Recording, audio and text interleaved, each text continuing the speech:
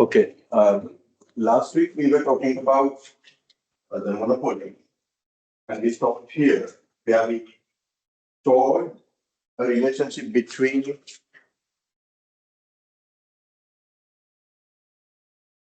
marginal revenue, price, and price elasticity of demand. We talked about a relationship among marginal revenue, price, and price elasticity of demand. We can give an expression for that. It's marginal revenue equals price into 1 minus 1 over price elasticity of demand. So when we put minus sign here, when we put minus sign here, we should take the absolute value of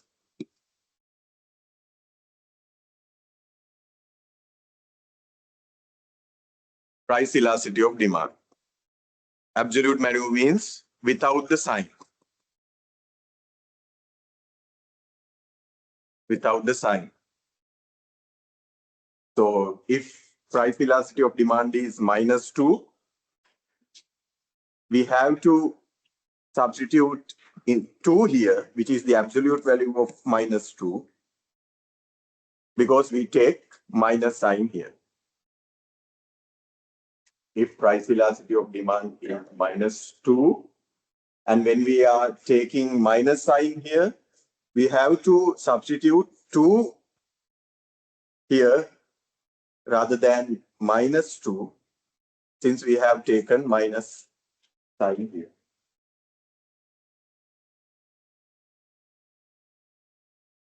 So let's say the price elasticity of demand is -2. If that is the case, we can say that demand is relatively price elastic. Demand is relatively price elastic.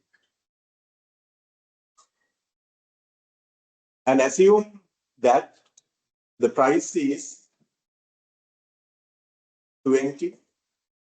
The price is 20. Assume that the current price level is 20. When price level is 20, and when price elasticity of demand is -2, what is the value of marginal revenue? What is the value of marginal revenue?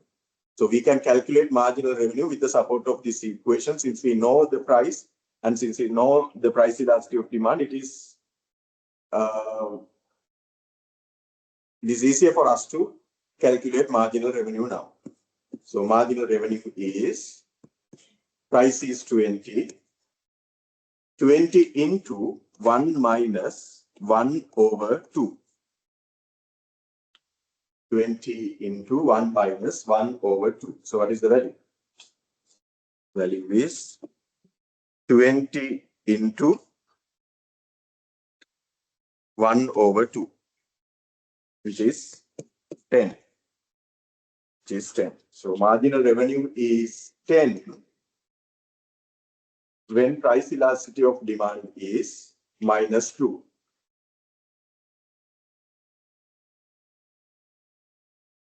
On the other hand, let's talk about another situation where price elasticity of demand is -0.5.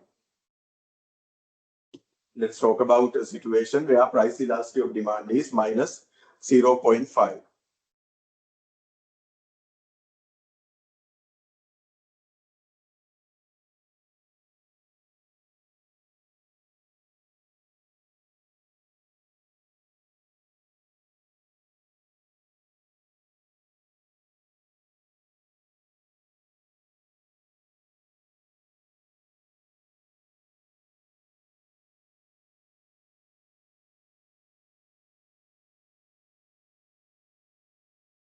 price elasticity of demand is minus 0.5. So in this case, we can say that demand is relatively price inelastic. Thank you. The value is minus 0.5. So we say that the demand is relatively price inelastic. In the previous case, the value is minus 2. So we said that demand is relatively price elastic. The argument belongs to this explanation. The argument belongs to this explanation. So when we talk about a linear demand curve which is downward sloping, when we talk about a linear demand curve which is downward sloping, at this point, price elasticity of demand is infinity. It's infinity. Minus infinity. At this point, price elasticity of demand is 0. At the midpoint, it is the midpoint. At the midpoint, price elasticity of demand is 1. Minus 1. And in between this point and this point, price elasticity of demand is greater than minus 1, but less than minus infinity. So we say that demand is relatively price elastic.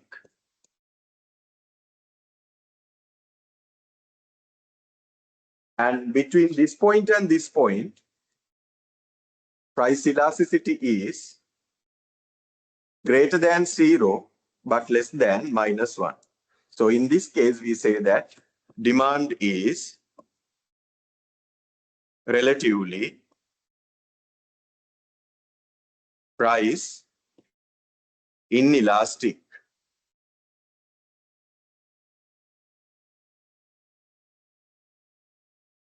Here it's demand is, at this point, demand is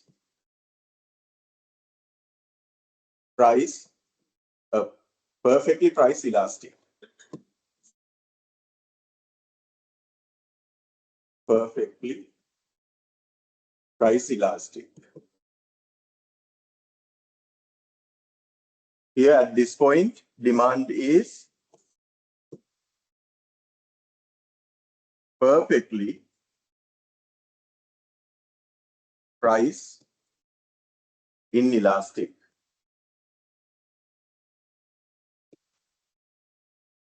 Here at this point, at the midpoint, demand is unitary price elastic.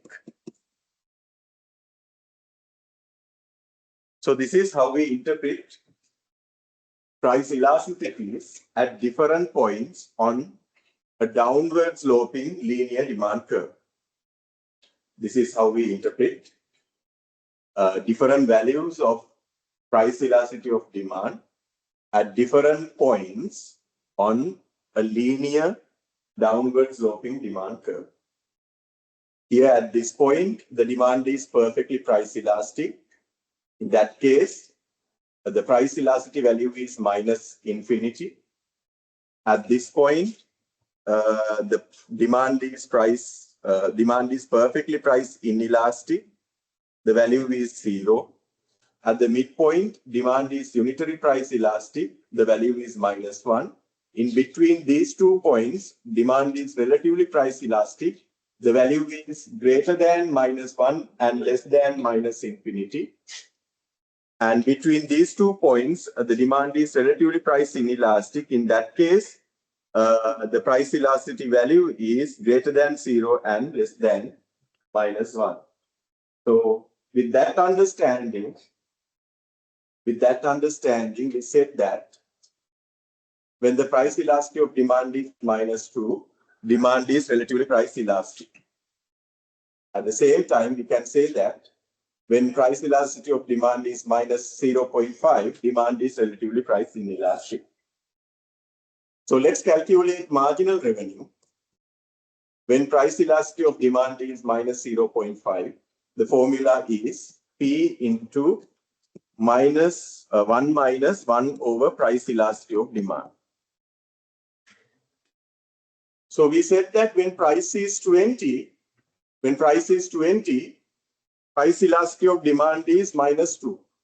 So when we go back to our diagram, when price is 20 is somewhere here. 20 is somewhere here. That's why the price elasticity of demand is -2. -2. And -0.5 lies somewhere here. -0.5 lies somewhere here. So the price can be somewhere, let's say it's 10. It's 10. Price is 10. When price is 20, price elasticity of demand is -2. When price is 20, price elasticity of demand is -2.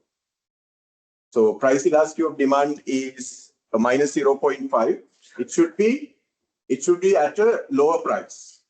According to this diagram, it should be at a lower price. So we assume that it's 10 rupees. We assume that is 10 rupees. Got it? So assume the price is 10. So what is the marginal revenue? Marginal revenue is 10 into 1 minus 1 over, what should we take? -0.5 or 0.5? We should take 0.5 because we have introduced minus sign here. So when we are introducing minus sign, the price elasticity of demand should be introduced in its absolute value. We should introduce the price elasticity of demand in its absolute value. Therefore, we have to disregard the minus sign and we have to introduce we have to introduce 0.5 instead of -0.5 here. So let's simplify this. 10 into -1. 10 into -1. It's -10. -10. So what do we observe? When price elasticity of demand is relatively price inelastic, marginal revenue is negative. Marginal revenue is negative.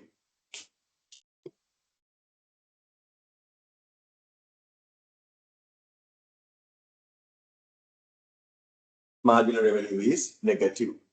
On the other hand, when demand is relatively price elastic, marginal revenue is positive. Marginal revenue is positive. So that relationship we can observe with these calculations. When demand is relatively price inelastic,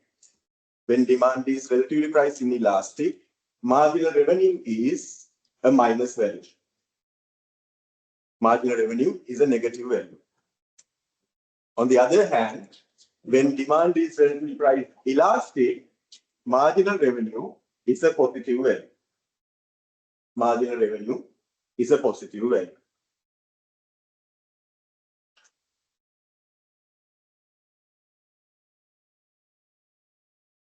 So that is how we relate marginal revenue and price elasticity. marginal revenue and price elasticity.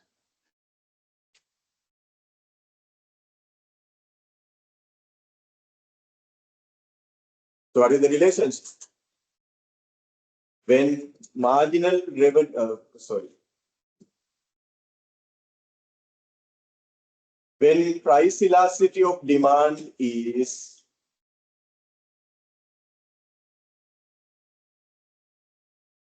greater than 0 and less than -1, that means demand is relatively price inelastic, then marginal revenue is negative. On the other hand, when price elasticity of demand is between -1 and -infinity, that means demand is relatively price elastic, then marginal revenue is positive. Marginal revenue is positive.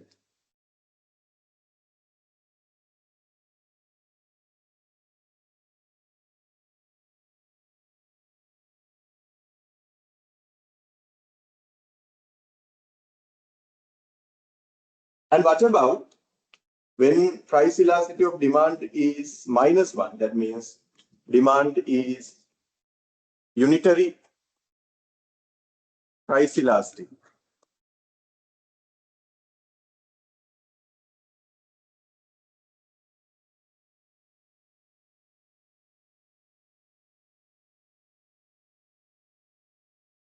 When demand is unitary price elastic, what happens to the marginal revenue?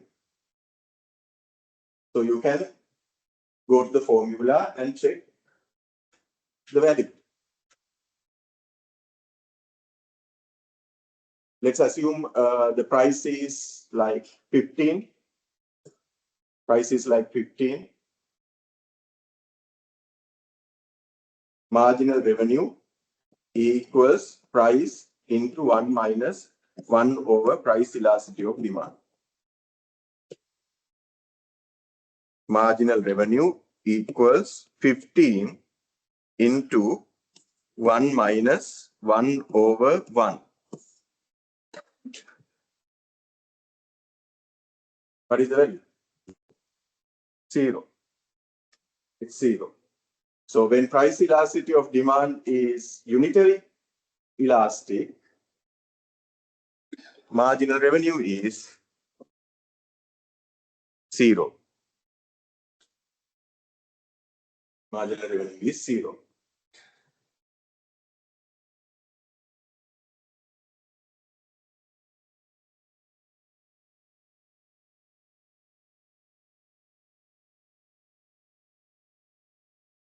So this formula is very useful because to calculate marginal revenue, you should know only the price and the corresponding price elasticity of demand.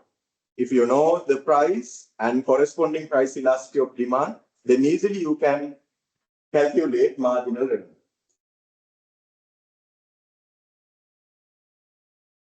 So we can show the marginal revenue curve in this diagram as well. So what we understood is when the demand is unitary price elastic, marginal revenue is 0. Marginal revenue is 0. When demand is price elastic, so when demand is relatively price elastic, marginal revenue is positive. And when demand is relatively price inelastic, marginal revenue is negative. So marginal revenue curve behaves like this. This is the demand curve. This is the marginal revenue curve. When demand is relatively price elastic, marginal revenue is positive. Marginal revenue is positive. When demand is unitary price elastic, marginal revenue is 0. when demand is relatively price inelastic, marginal revenue is negative. So this range, it's positive, and here it's 0, and over this range, it's negative. Marginal revenue is positive over this range. Marginal revenue is 0 at this point, and marginal revenue is negative over this range.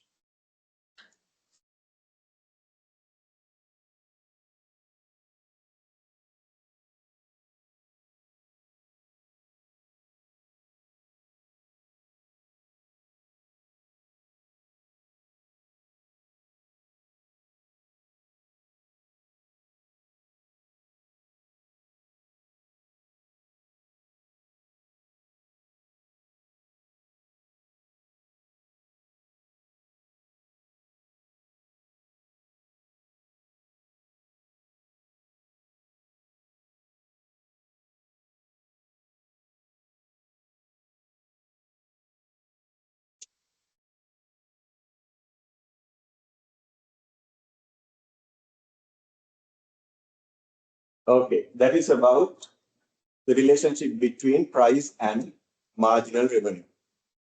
So we discussed this concept under monopoly. We discussed these concepts under monopoly, but the same concepts can be applied to other market structures as well when the demand curve is downward sloping straight line. We can apply these same concepts to any market structure where the demand curve is linear and downward sloping. Okay?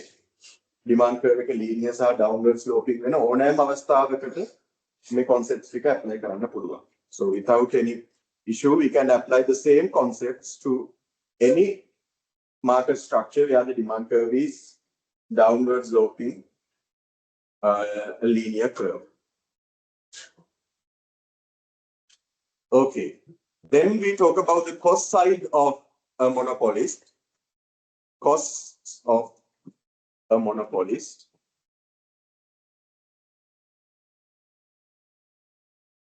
So we say that for monopolies, the shapes of the cost curves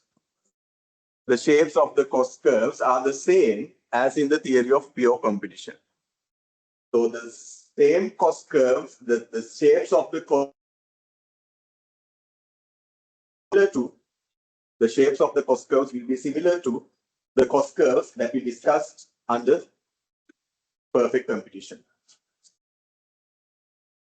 We had a U-shaped average cost curve.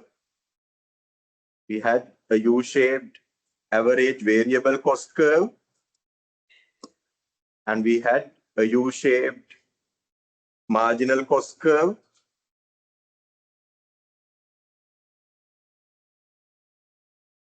Which passes through the minimum points of average variable cost and average cost.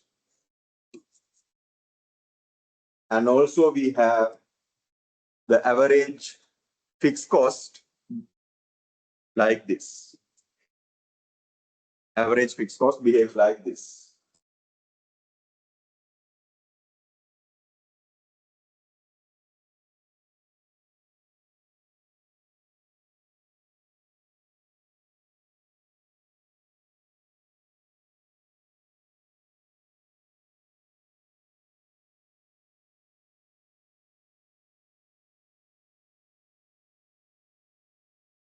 So this is how the cost curves behave.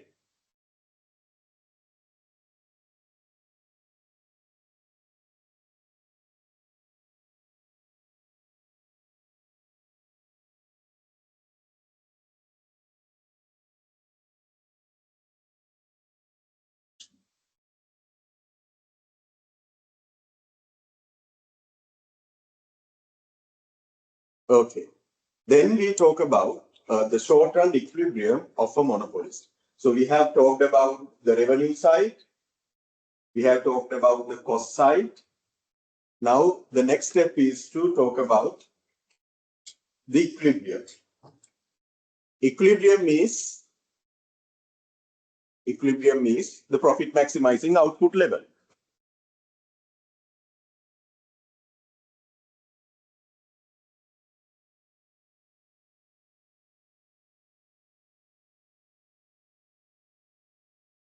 Equilibrium is profit maximizing output level. So first we will discuss the profit maximizing output level in the short run, and later we will discuss profit maximizing output level for the long run, in the long run. So first of all, let's finish discussing the short run equilibrium or profit maximizing output level in the short run. The monopolist maximizes its short run profits if the following two conditions are fulfilled. Marginal cost should be equal to marginal revenue. Marginal cost should be equal to marginal revenue. And the second condition is the slope of the marginal cost should be greater than the slope of the marginal revenue. The same two conditions we applied in perfect competition. Here we apply the same two conditions that we have already applied in perfect competition. Perfect competition apply conditions like so nothing is different. Marginal cost should be equal to marginal revenue, and the slope of marginal cost should be greater than the slope of marginal revenue. So this is how the monopolist maximizes its profits in the short run.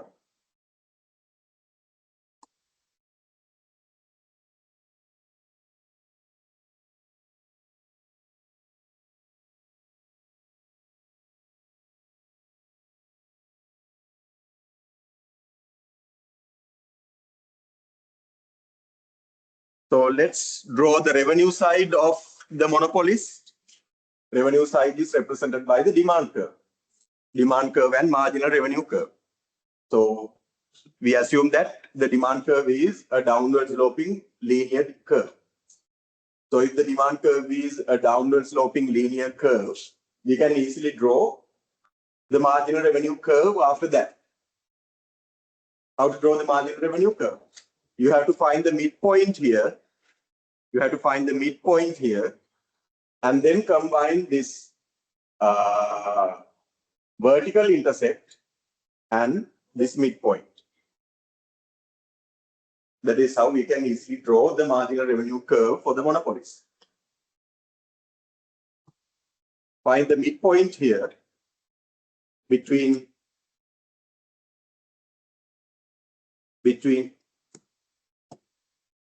the origin and the horizontal intercept. Find the midpoint and then combine the midpoint and the vertical intercept using a straight line. This becomes the marginal revenue.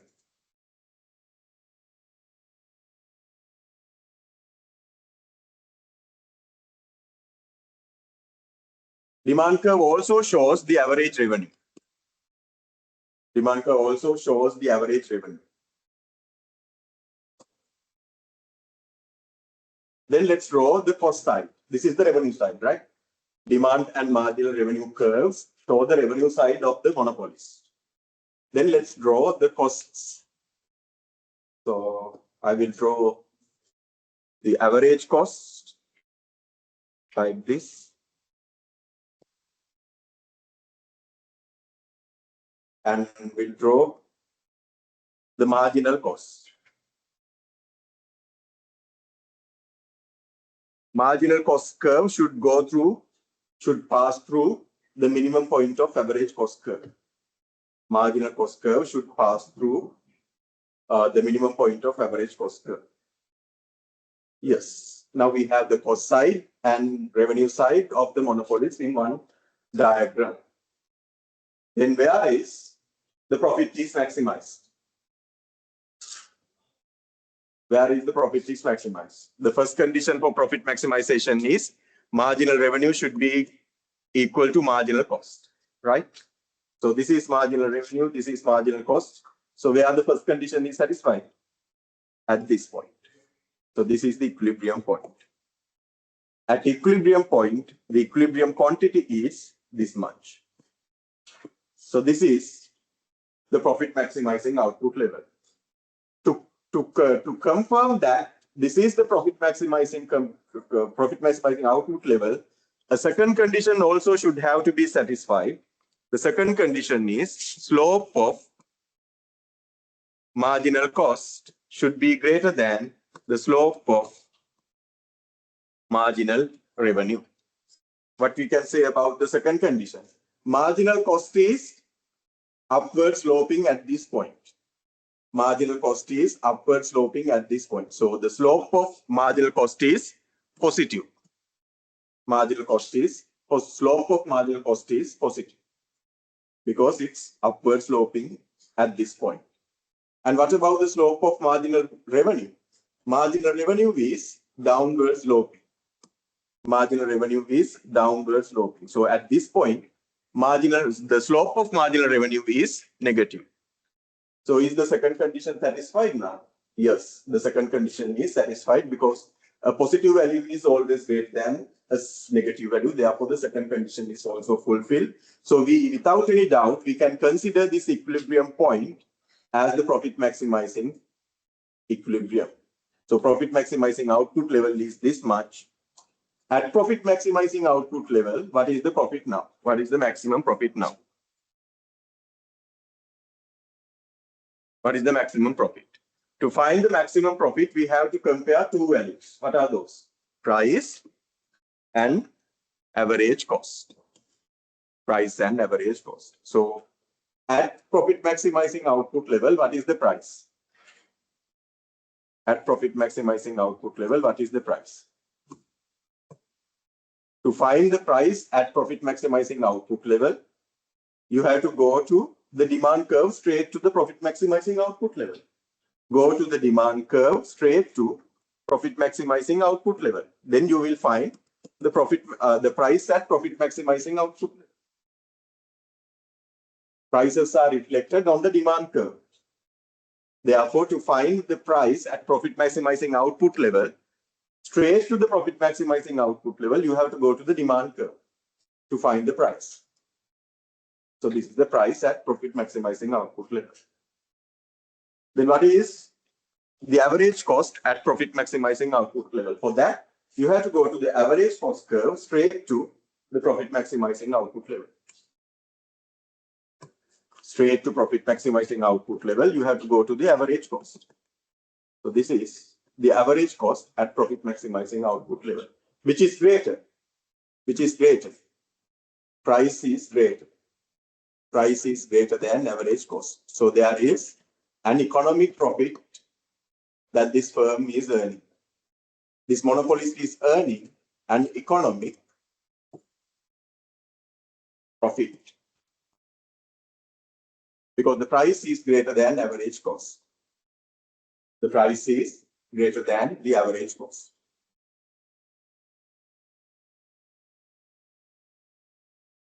What is the total revenue?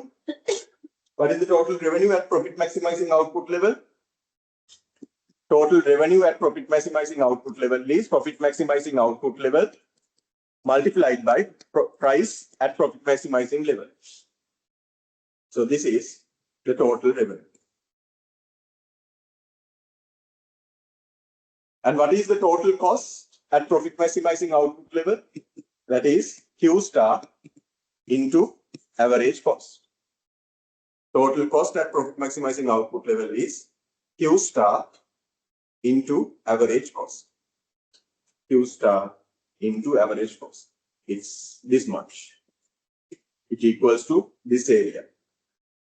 So the profit is the difference between total revenue and total cost.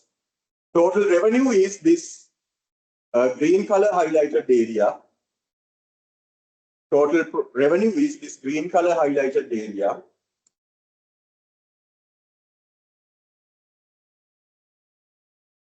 And total cost is this highlighted area in purple color, which is greater. Total revenue is greater than total cost. So the excess total revenue is the total profit. And this area is the total profit. This area is the total profit. So in this case, the monopolist is earning an economic profit in the short run. The monopolist is earning an economic profit in the short run.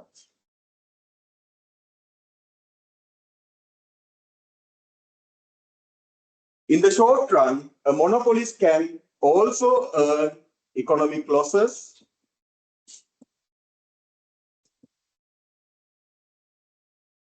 also. The monopolist can operate at a break even. So all these three possibilities are there with the monopolist in the short run.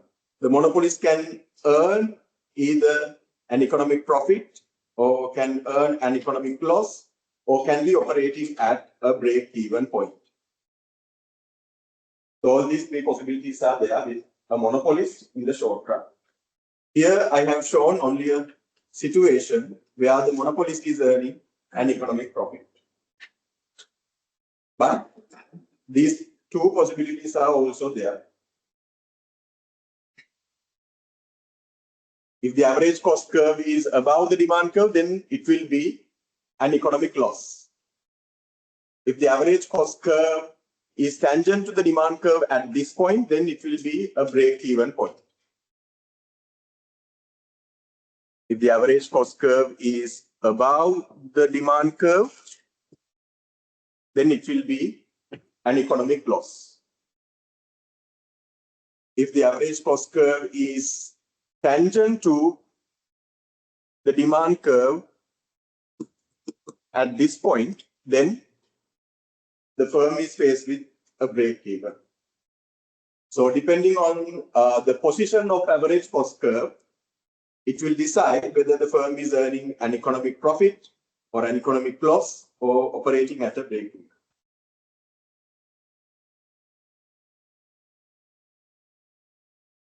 Okay, that's about the short-run equilibrium of a monopolist.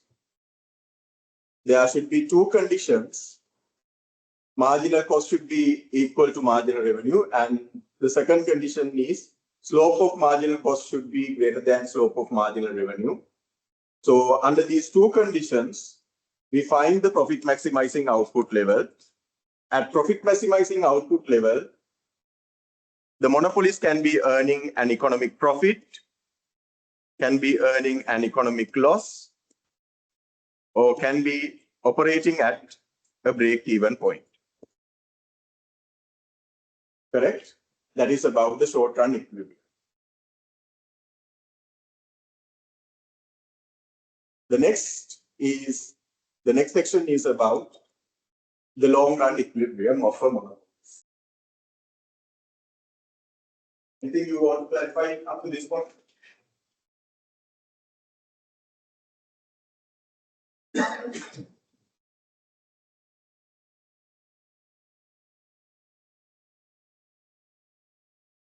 So this part is about how a monopolist decides the profit maximizing output level in the long run. Deciding profit maximizing output level in the long run. The monopolist has the time to expand his plant or to use his existing plant at any level which will maximize his profits.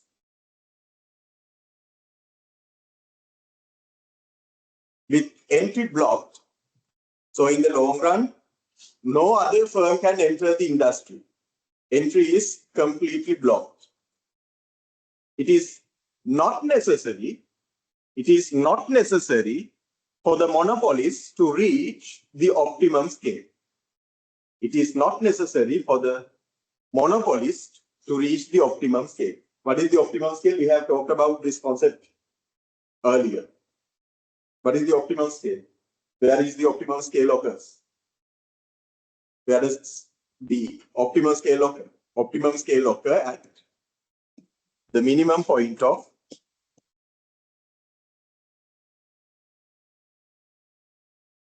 what? Optimum scale occurs at the minimum point of what? Long run average cost. Optimum scale is at the minimum point of long run average cost. So no other firm can enter the industry. Therefore, the monopolists do not want to reach the optimum scale. The monopolist does not want to reach the optimum scale.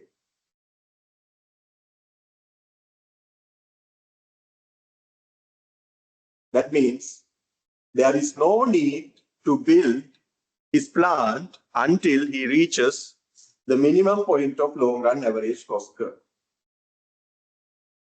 There is no any guarantee that he will use his existing plant at optimum capacity, but what is certain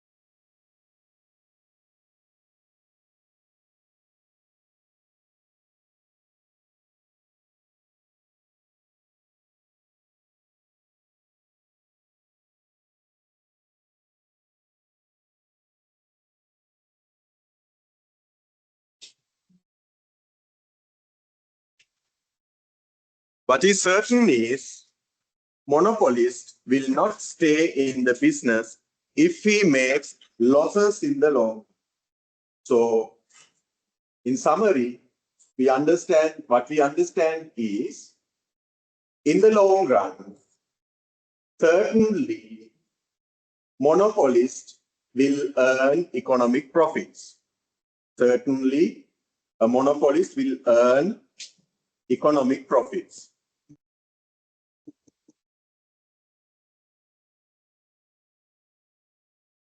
In the long run, certainly a monopolist will earn economic profits.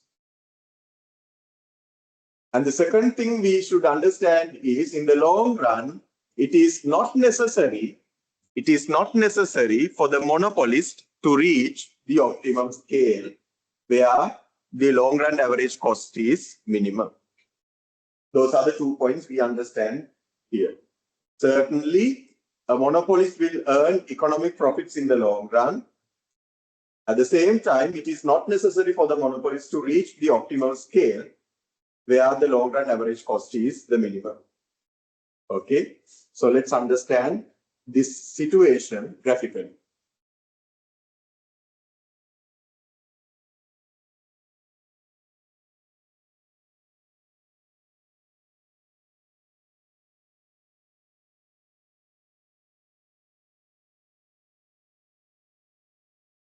So we are talking about the long run equilibrium of the monopolist.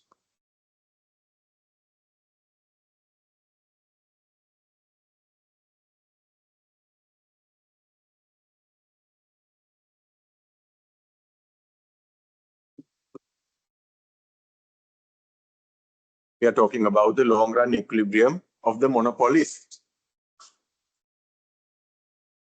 Again, first of all, we have to draw the revenue side of the monopolist. We draw the demand curve and the corresponding marginal revenue curve.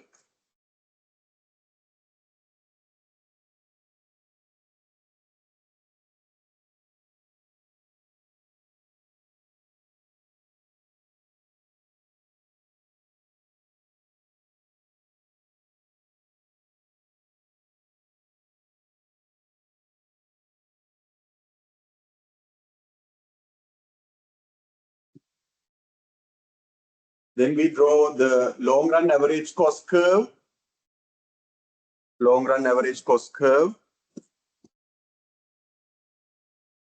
And the long run marginal cost curve.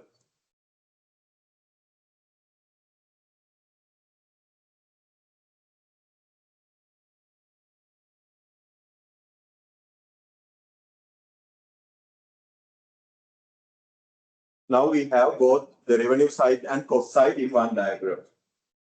Now let's find the long run equilibrium.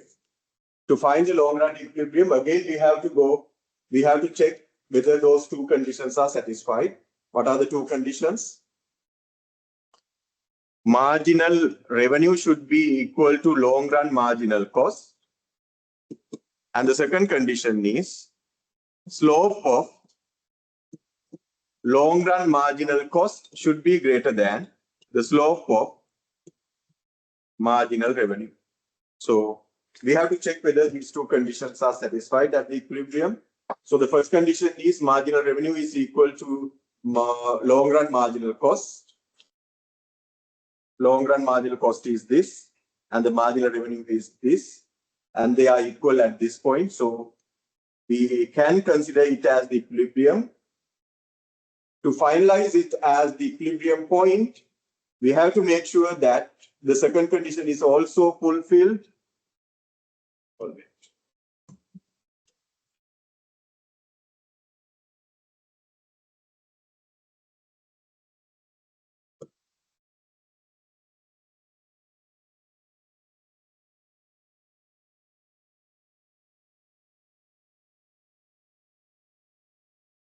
So at this point, slope of long run marginal cost is positive. Slope of marginal revenue is negative. So the second condition is also satisfied. So without a doubt, we can consider this point as the equilibrium and this output level as the equilibrium output level. So what is the price? Price is this much. And average cost, long run average cost is this much.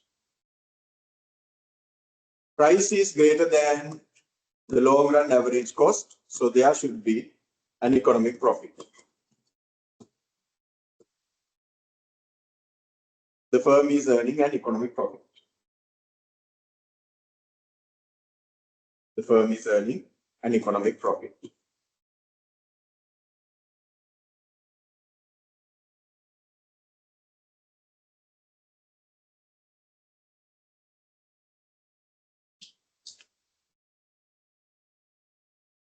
Is this firm operating at the optimum scale?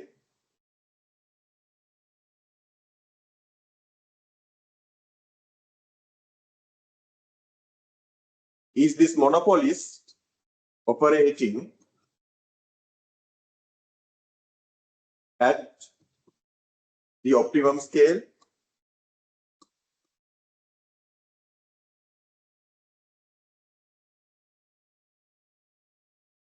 Where is the optimal scale? Where does the optimal scale occur? Optimal scale occurs at the minimum point of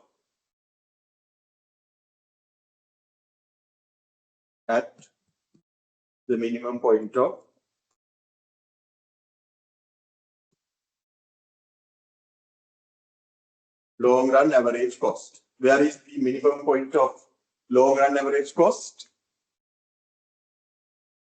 This is the minimum point of long run average cost. So optimum scale is this. Optimum scale is this. Is this firm operating at the optimum scale? No.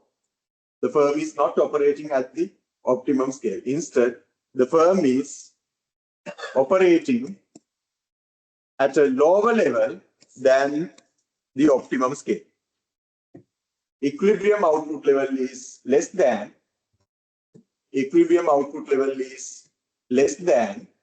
the optimum scale output level. Therefore, the firm is operating below the optimum scale.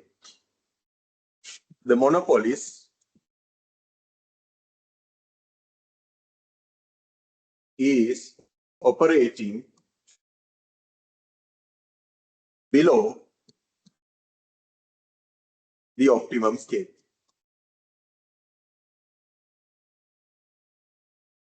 So that is what we understood from the previous slide. In order to sustain the business in the long run, the monopolist should earn economic profits, and it is not necessary for the monopolist to operate at the at the optimum scale in the long run. So we show this situation in this diagram. The firm is, the monopolist is earning economic profits. At the same time, the firm is not operating at the optimum scale. Okay.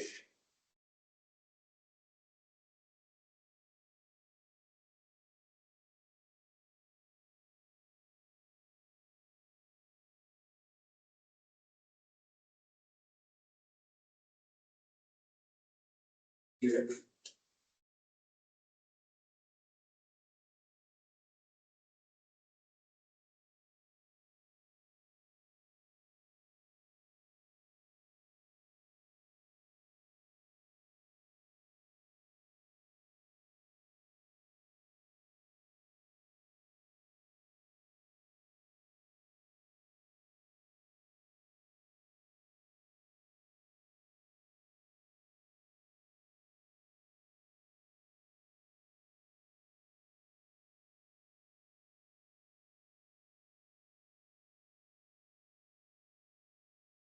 We can also tell that the plant is suboptimal size and underutilized.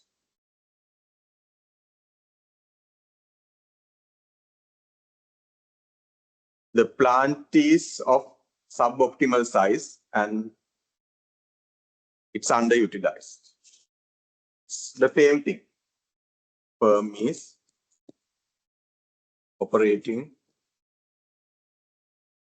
below the optimum scale. The same thing is said in different words here. The plant size is suboptimal and the plant is underutilized.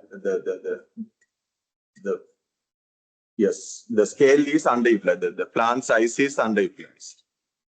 Scale is underutilized. Also, we can say that the firm is operating with some excess capacity. The firm is operating with some excess capacities. So everything means the same thing. This is the optimum scale. The firm is operating somewhere here. So there is some excess capacity. There is some excess capacity. This is the excess capacity. Okay. As I told you before, when there is a long run equilibrium,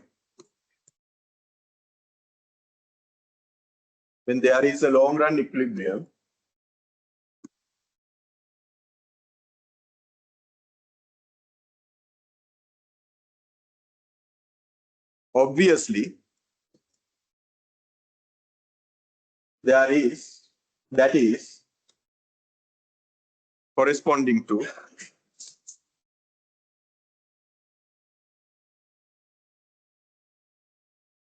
a short run equilibrium.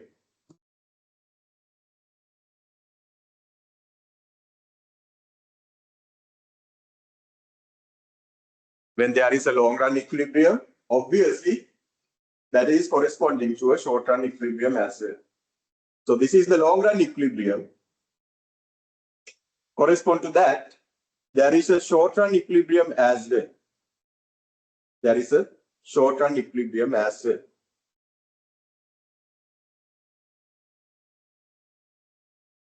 So this is the long run equilibrium. At the same time, it becomes the short run equilibrium as well. This is both the short run equilibrium and long run equilibrium. This is both the short run equilibrium and long run equilibrium.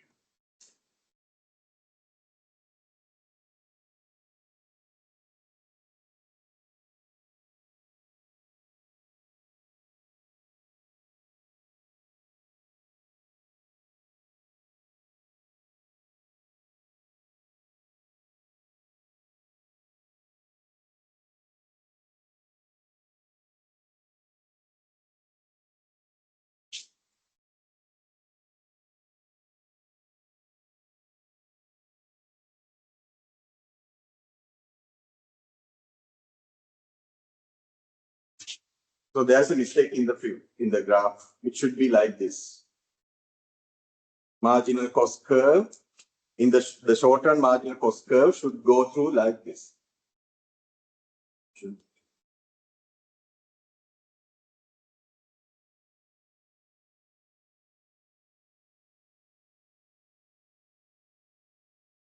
Short run marginal cost curve should behave like this. Short run marginal cost curve should be equal to marginal revenue.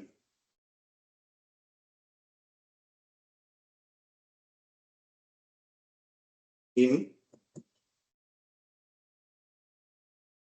short run equilibrium.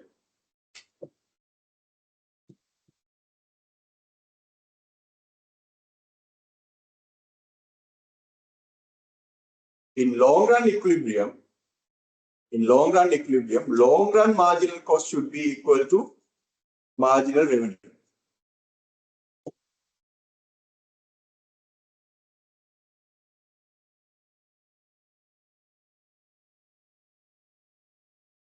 So therefore, marginal revenue should be equal to short run marginal cost and long run marginal cost both.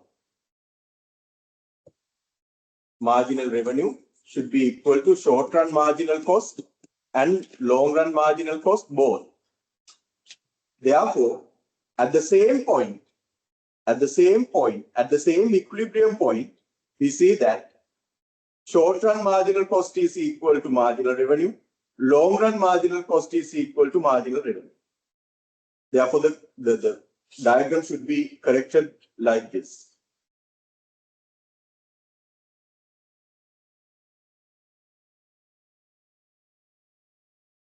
So when there is a long run equilibrium, obviously there is a short run equilibrium as well. So at the same equilibrium point, marginal revenue should be equal to short run marginal cost, and also marginal revenue should be equal to long run marginal cost.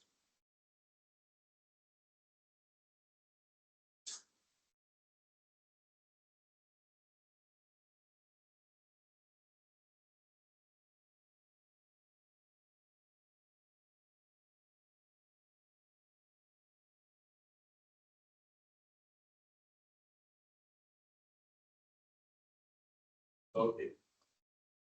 That's about the long run equilibrium.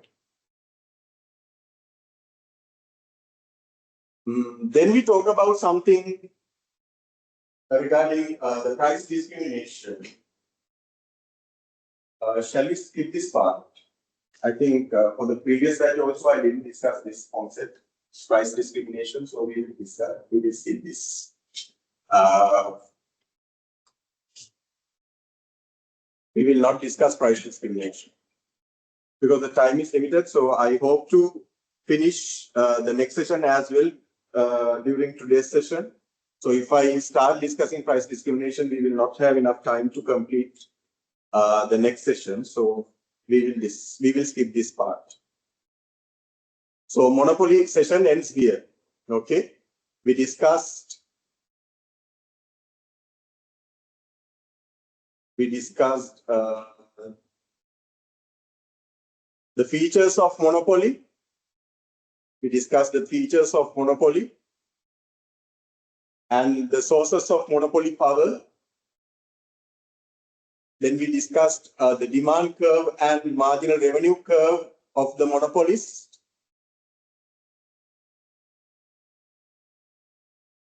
And then we discussed about the cost curves of the monopolist. Then we combined the cost curves and revenue curves together in order to discuss the equilibrium of the monopolist. First, we discussed the short-run equilibrium. There we understood that in the long run, in the short-run equilibrium, all these three possibilities are there. And in the long run, what we understand is certainly the monopolist will earn economic profits, and it is not necessary for the monopolist to operate at the optimal scale in the long run.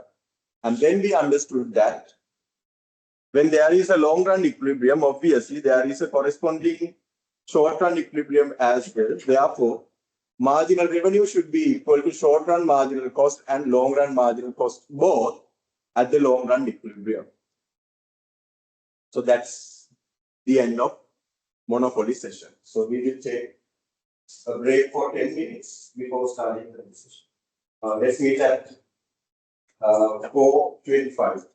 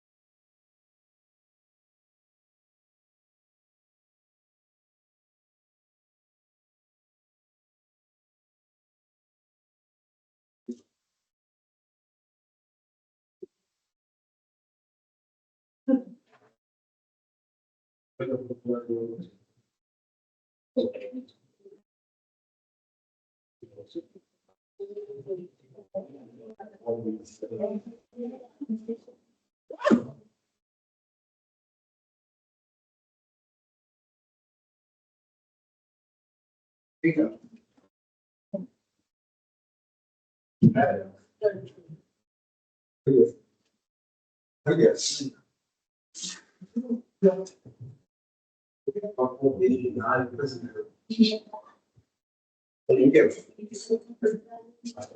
Did you say?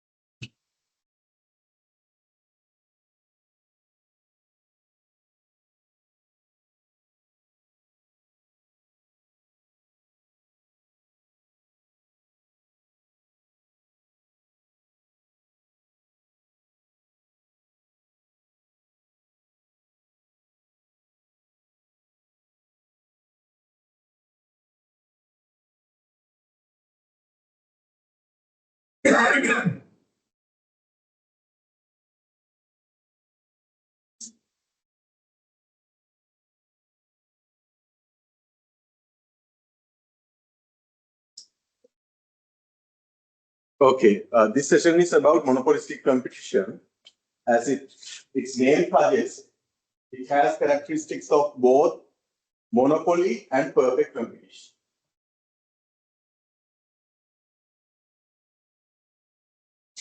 monopolistic competition has characteristics of both monopoly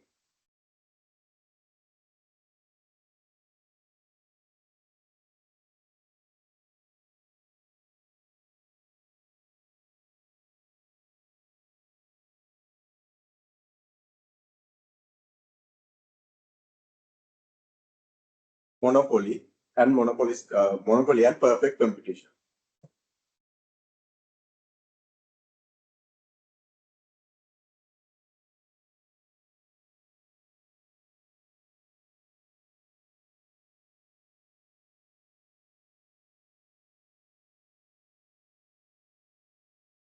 In monopolistic competition, some characteristics belong to monopoly and some characteristics belong to perfect competition.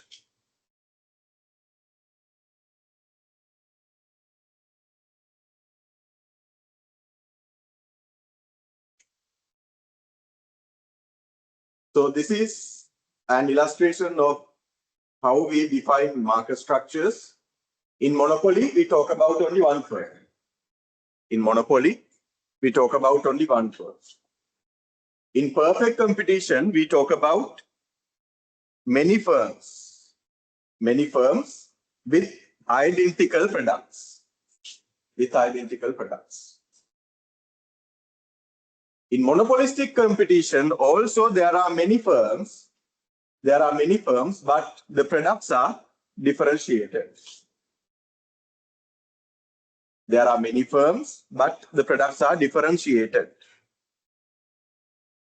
On the other hand, on oligopoly, we talk about a few firms.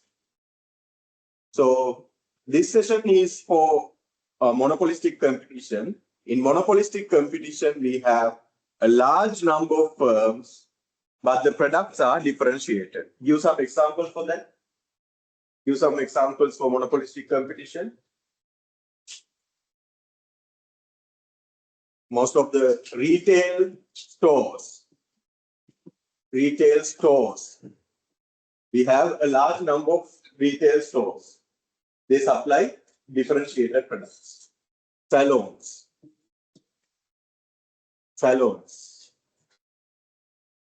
There are many salons. They provide differentiated products and services. What else? Many firms, but differentiated products. Fast food outlets.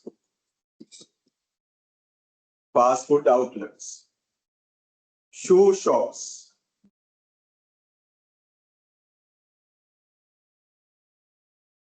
Clothing stores.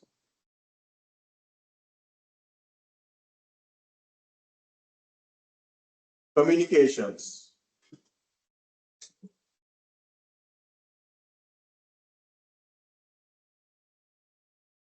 What else? So we can give a long list of examples for monopolistic competition.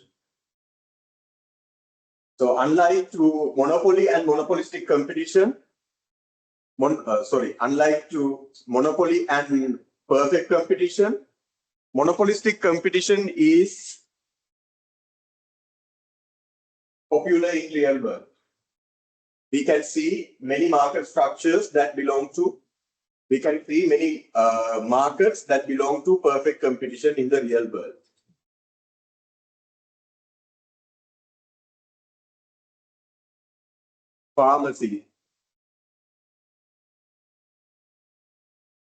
Pharmacies. Yes.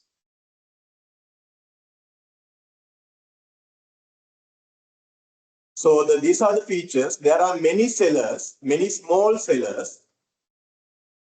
There are many small sellers in the market. And there are many buyers. And most of the time, buyers are attached to a certain seller. When it comes to a salon,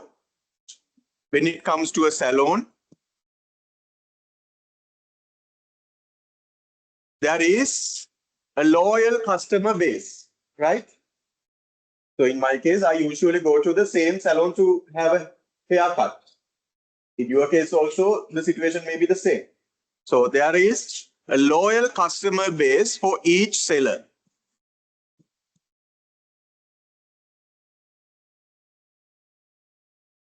There are loyal customer base for each seller. That is also one feature of monopolistic competition. And they provide differentiated or heterogeneous. Differentiated or heterogeneous means the same thing. Differentiated, heterogeneous products. They provide differentiated products. So salon, one salon provides more service with advanced equipment. One salon may provide their services with by using advanced or modern equipment.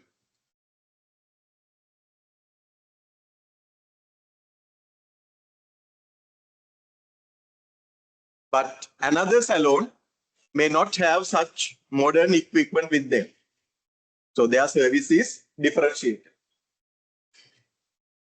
And when it comes to some fast food outlets, some fast food outlets may provide Indian food.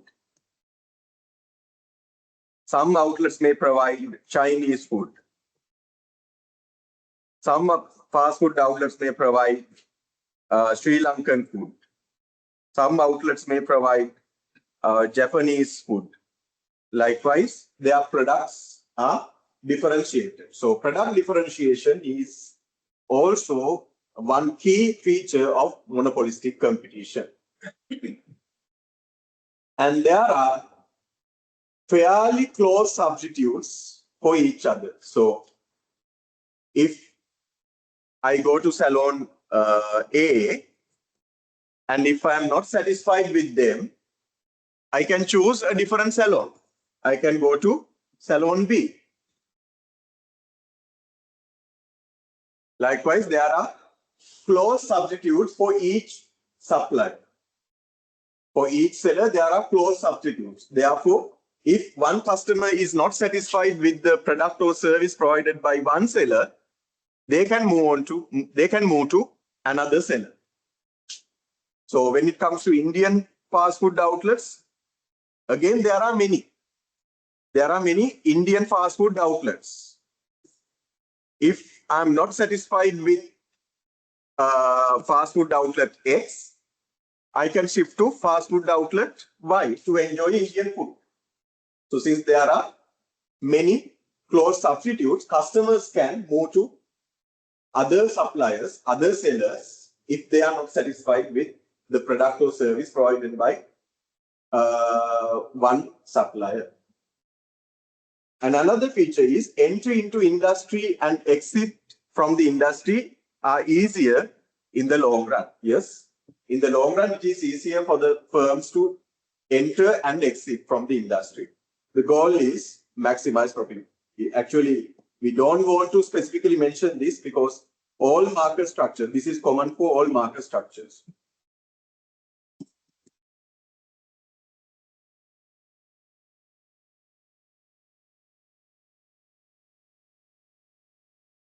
In all market structures, we say that the goal is to maximize profit. So in monopolistic competition also, this is a feature. So these are the key features. There are many sellers and there is a customer base for each supplier, each seller, and the firms in monopolistic competition provide differentiated product or service. There are close substitute for each seller, and entry into the industry and exit from the industry are easier in the long run. And the objective or the goal is to maximize profits. So these are the features of monopolistic competition.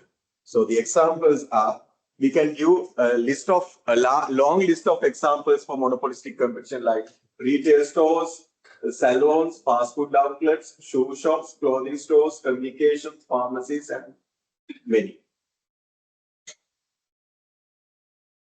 So what do we mean by a differentiated product? What do we mean by a differentiated product? Product differentiation can happen in different ways, in different bases. It can happen in terms of ingredients.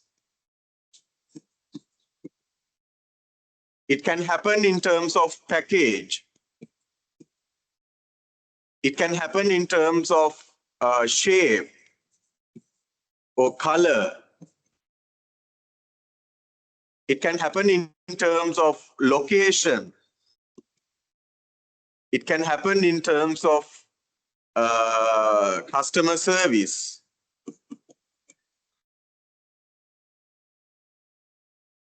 It can happen in terms of after-sale services.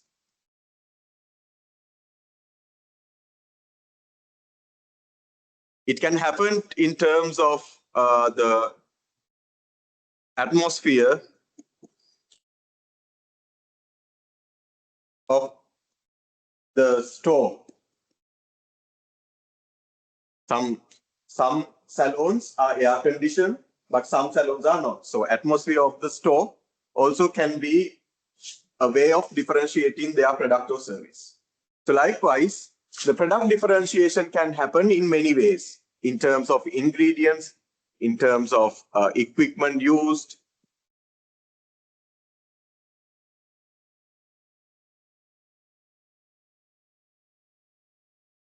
in terms of package of the product, in terms of shape or color of the product, in terms of the location.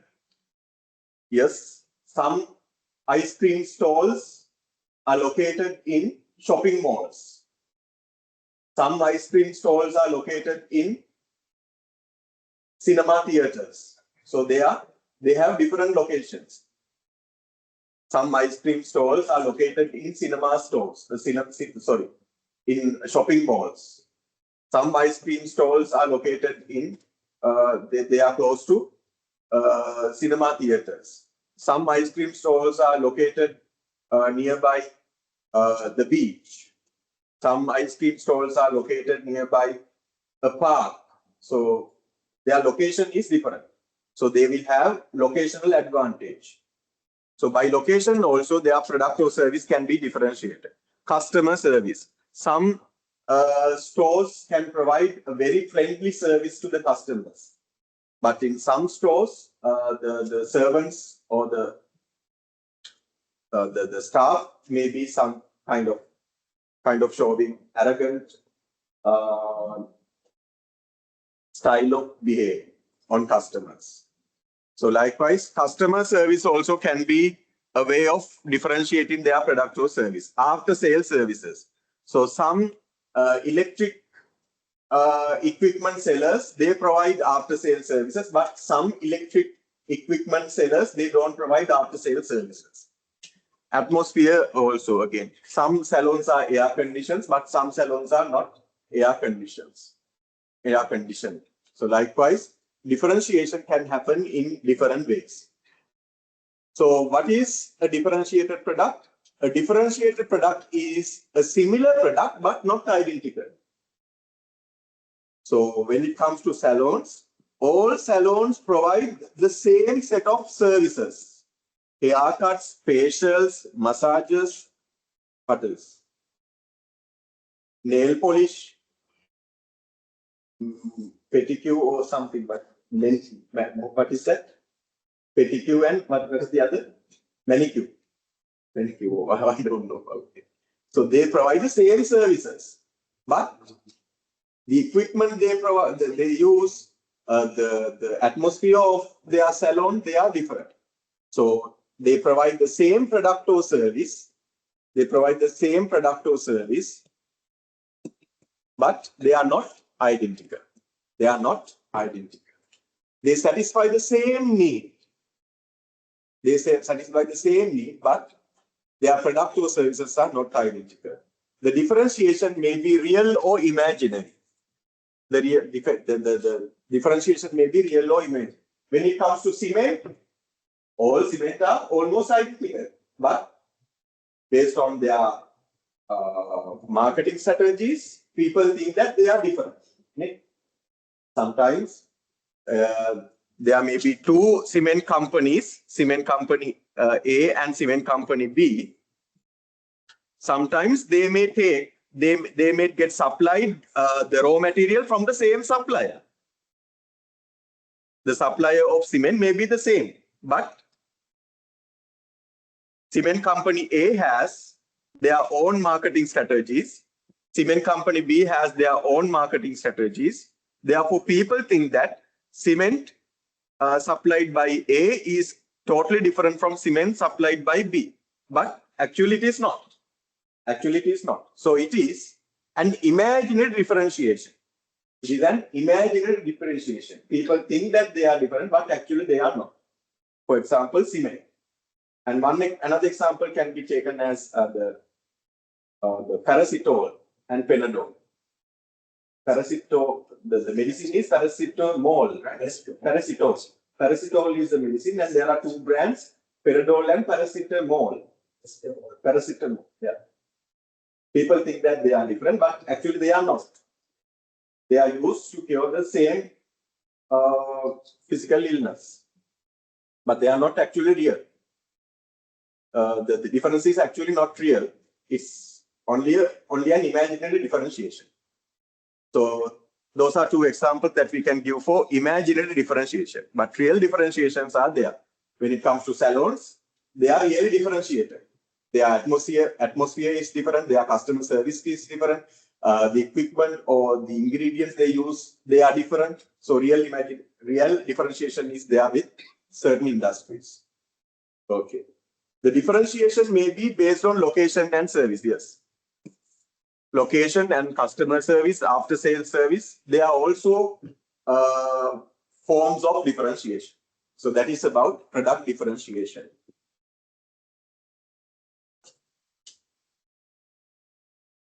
So as the name suggests, monopolistic competition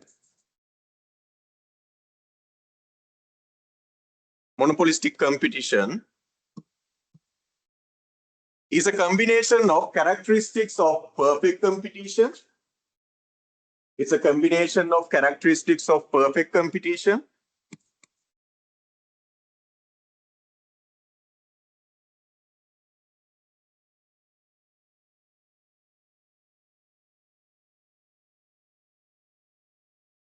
and it has characteristics of monopoly. So what is the key characteristic of monopolistic competition that belongs to perfect competition? That is the existence of a large number of sellers. This feature belongs to perfect competition.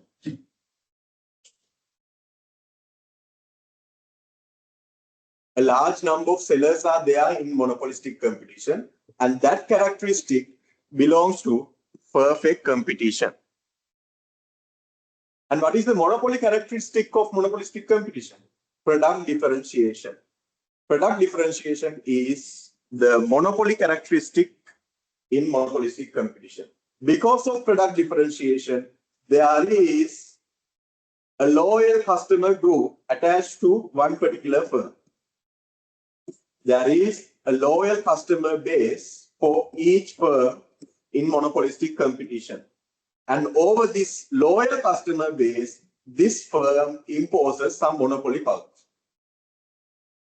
Over this loyal customer base, this particular firm imposes some monopoly power because these loyal customers are attached to the firm. They will rarely shift to other firms. They will rarely shift to other firms. They are attached to this particular firm. Therefore, this particular firm may impose some monopoly power over this loyal customer group. So that is about the monopoly element of monopolistic competition. The competitive element of monopolistic competition is the existence of a large number of sellers, and the monopoly element of the monopolistic competition is product differentiation. Because of product differentiation, there is a loyal customer group. Over that loyal customer group, the firm is imposing some sort of monopoly power.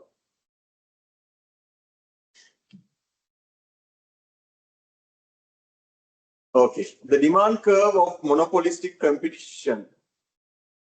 The demand curve of monopolistically competitive firm.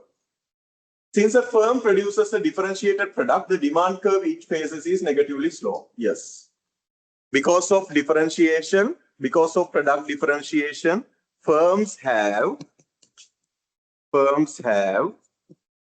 some sort of monopoly power.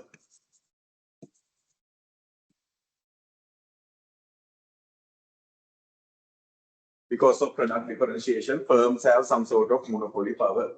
Therefore, similar to monopoly, monopolistically competitive firms also face a downward sloping demand curve.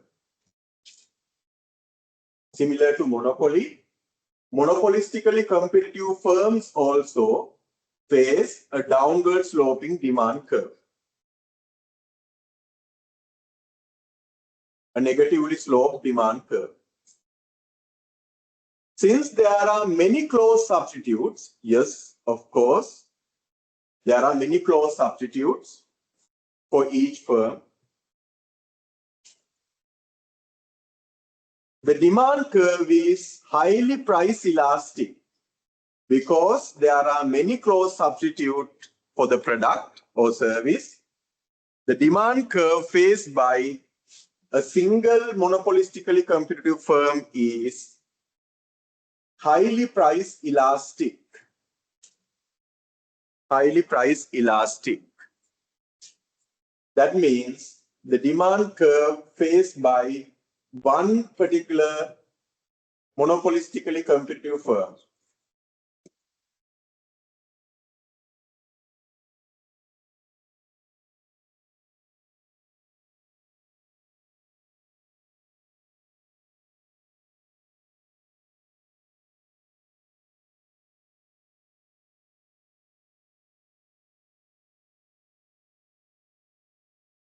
we will have the online quiz on 7 Friday. Is that fine with you? I have already uploaded the instructions to the LMS record.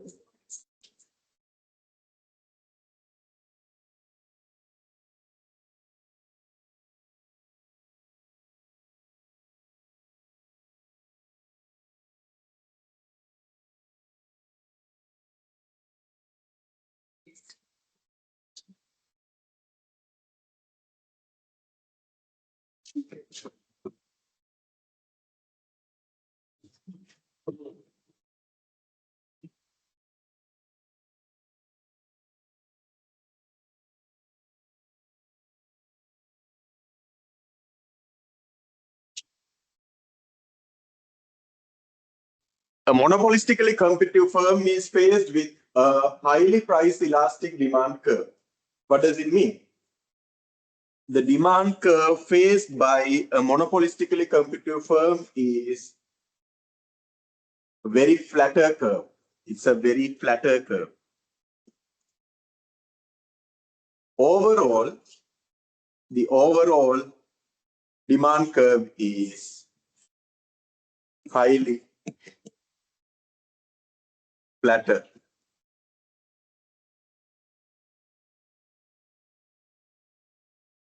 Why is that? Because of the existence of many close substitutes.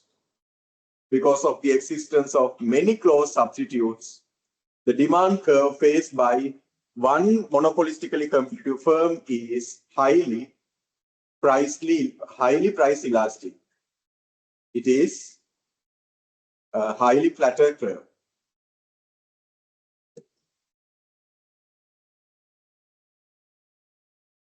Even a small change in price, even a small increase in price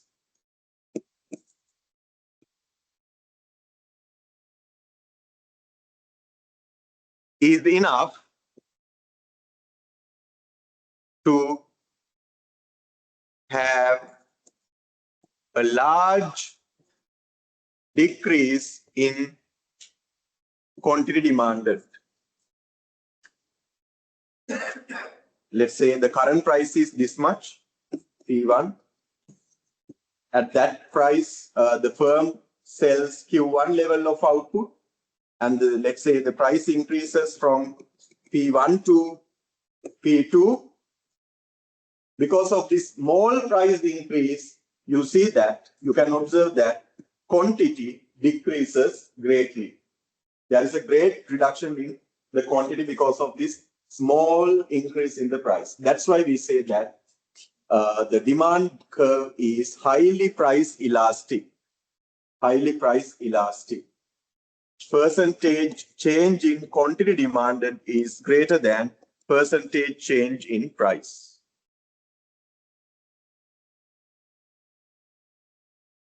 So in monopolistic competition, the demand curve is relatively flatter because the monopolistically competitive firm is faced with a highly price elastic demand. Even a small change, even a small increase in price is enough to have a large decrease in, a great decrease in quantity demanded, like this. Therefore, the percentage change in quantity demanded is greater than percentage change in the price.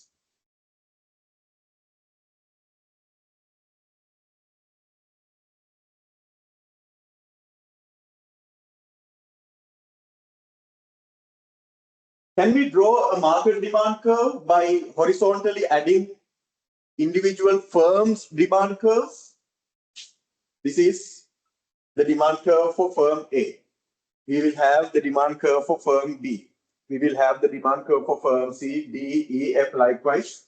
We will have the demand curve for all firms in the industry. Can we horizontally add the demand curves of all these individual firms in order to derive the market demand curve? Is it possible? Is it possible?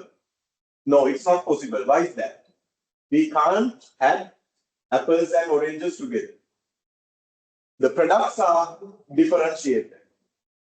So the demand condition faced by firm A is completely different from the demand conditions faced by firm B. Demand conditions faced by firm B is completely different from the demand conditions faced by firm C. Since the products are differentiated, different firms are faced with different demand conditions. Therefore, we can't add individual demand curves together in order to derive the market demand curve. It is not possible. We can't mix apples and oranges together. The products are completely different. Therefore, individual firms are faced with different demand conditions. Since the demand conditions are different, we can't add individual firms' demand curves to derive the market demand curve. That is not possible.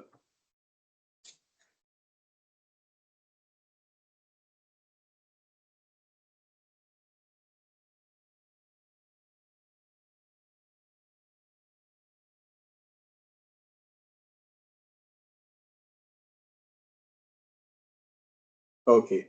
For simplicity, we assume that the demand curve is linear. Demand curve can be downward. Demand curve is obviously downward sloping, but can be linear or nonlinear. Demand curve can be linear or nonlinear. Sometimes we will have a nonlinear demand curve like this. Nonlinear demand curve like this. So demand curve not necessarily should be a linear curve. It can be a nonlinear curve as well.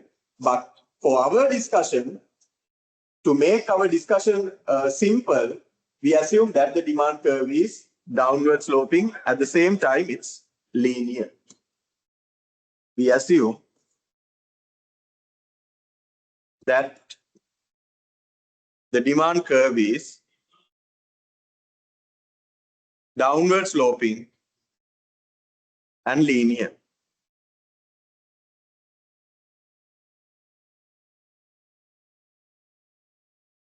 The demand curve is assumed to be a linear demand curve, not a nonlinear curve. That is for simplicity.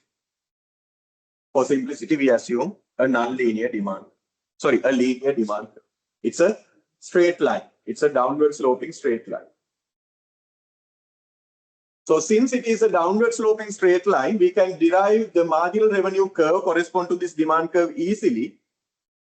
We have to find the difference between the origin and the horizontal intercept and find the midpoint between these 2 points and then combine the vertical intercept and this midpoint. So this becomes the marginal revenue curve. So since we assume a linear demand curve for a monopolistically competitive firm, we can easily derive the marginal revenue curve like this. We have to find the midpoint and then combine the midpoint and the vertical intercept using a straight line. And that line becomes the marginal revenue curve for this firm.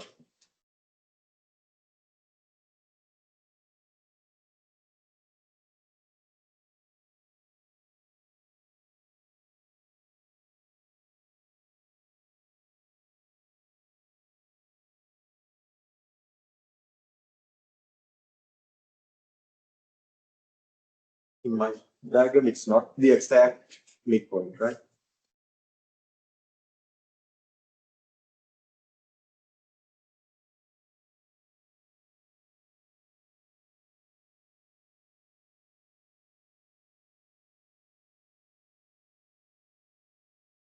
Okay, that is about the demand curve of a monopolistically competitive firm.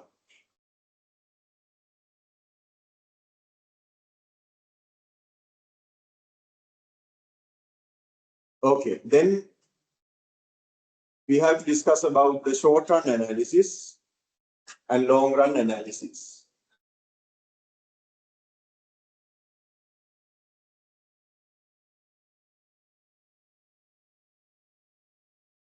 I'm extremely sorry. I kept you waiting for the online quiz because I was busy with my visa application and last week I got my visa. So I had to prepare a long list of documents as evidence for the visa application. So with that I was busy, so that's why I couldn't create the online quiz. But next week for sure we will have the online quiz. I have already uploaded the guidelines for the session for the online quiz. It will be a 1 hour session, 1 hour quiz. Is this date fine with you? 7th Friday, and the time is between 9 p.m. and 10 p.m.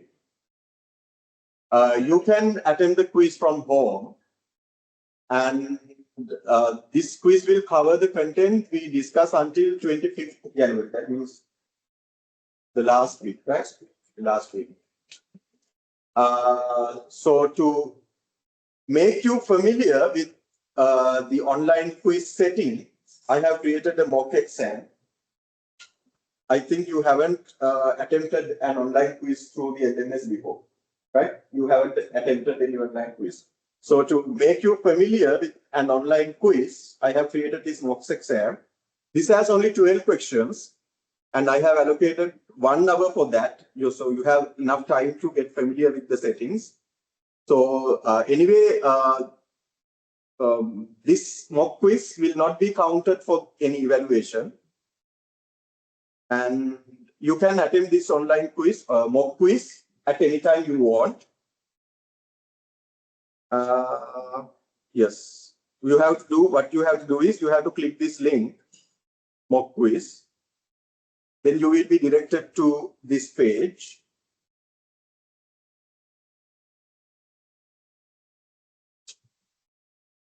Which I change my role to a student.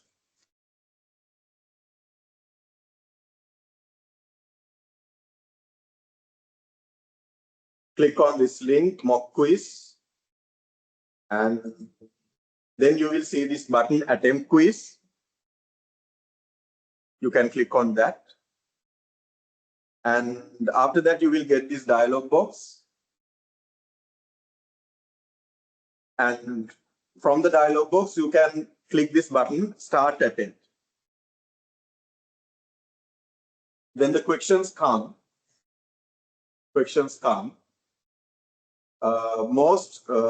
questions are MCQ questions. You can read the question and choose the correct answer from the list and select it like this. Okay.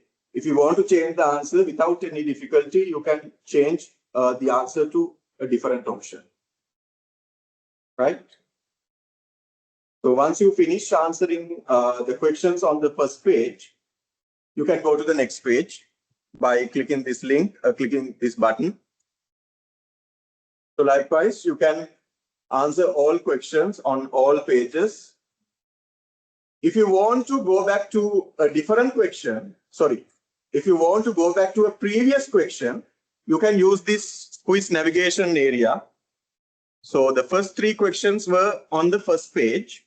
So if you want to go back to question number 2 or 3 or 1, you can simply click the number here. Then automatically you will be directed to the previous page. If you want to go to page next page, like for example, if you want to go to the 12th question, again you can click the number 12 here, then you will be directed to question number 12.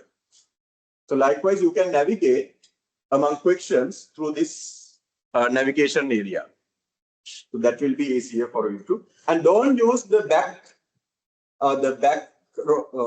backward arrow on the browser. Okay, it will create some technical errors on your browser. So don't use the back arrow on the browser to move from one question to another. You can use this navigation area. Clear?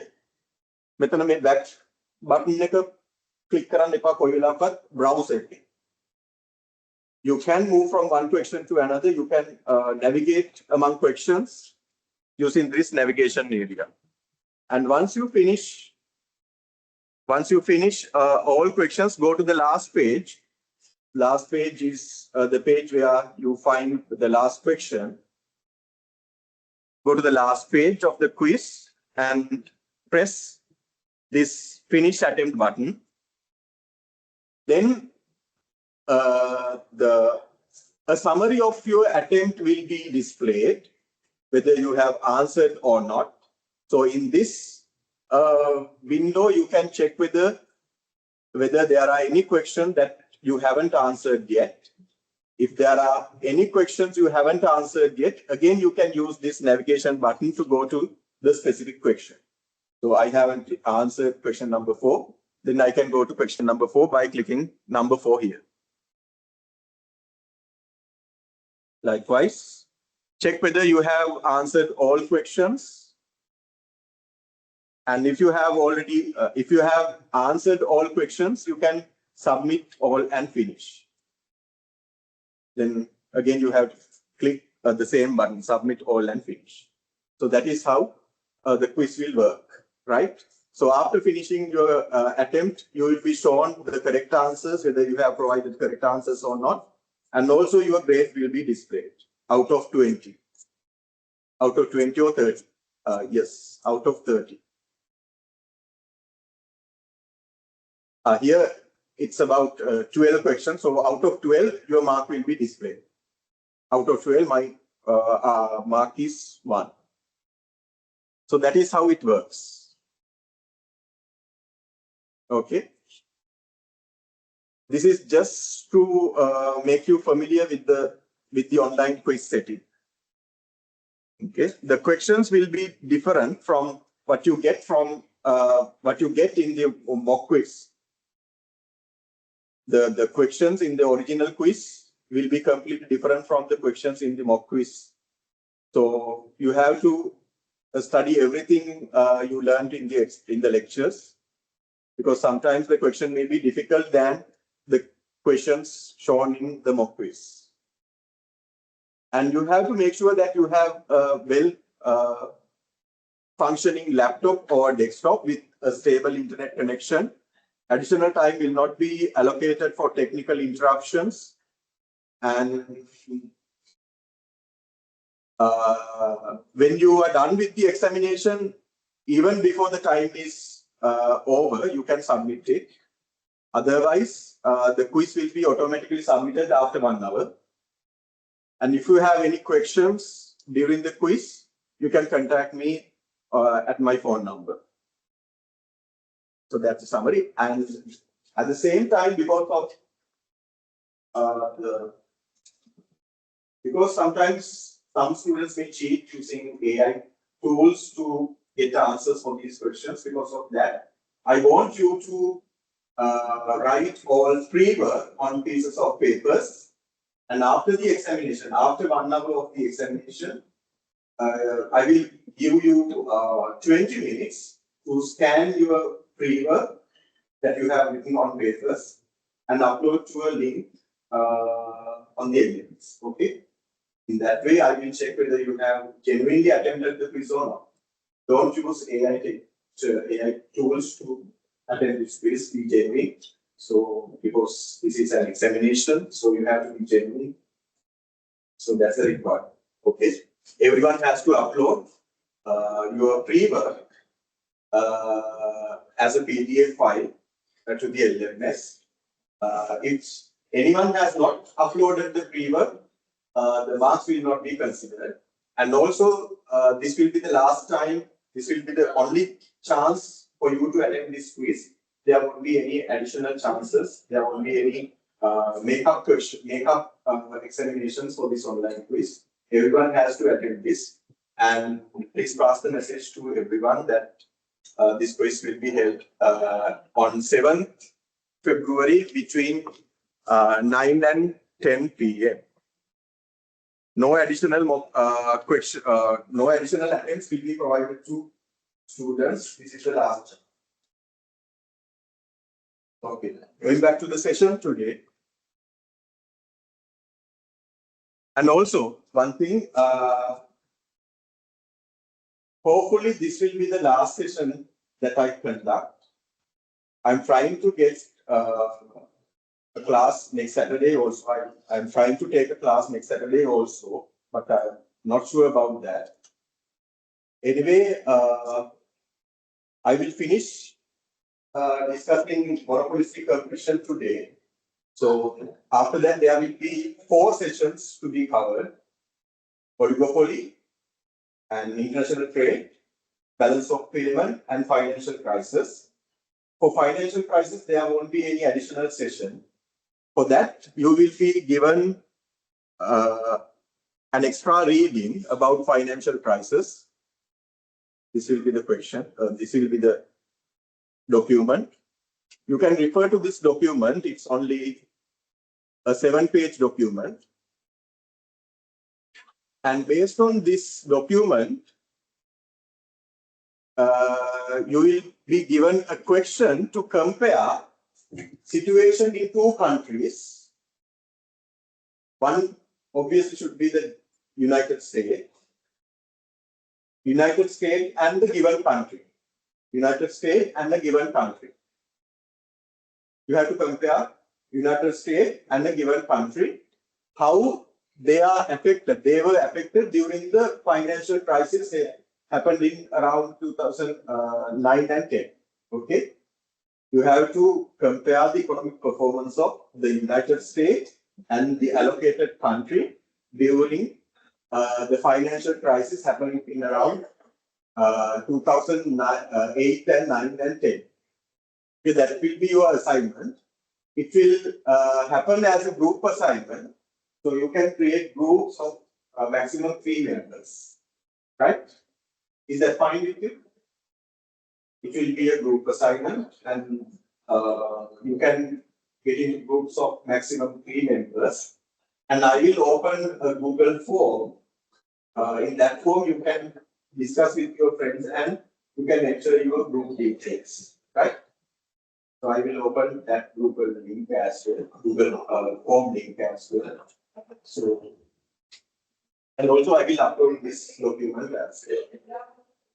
And also the assignment guidelines. You can submit them in 1 month. Today is 1st of February. You can upload it by 7th of March. Right? 7th of March. You have 1 month and 1 additional week for that. And week. That will be a group assignment. And there will be another assignment, which will be an individual assignment. Individual assignment, I will give some questions on market structures. Market structures. So you can answer these questions based on what we have discussed in these sessions.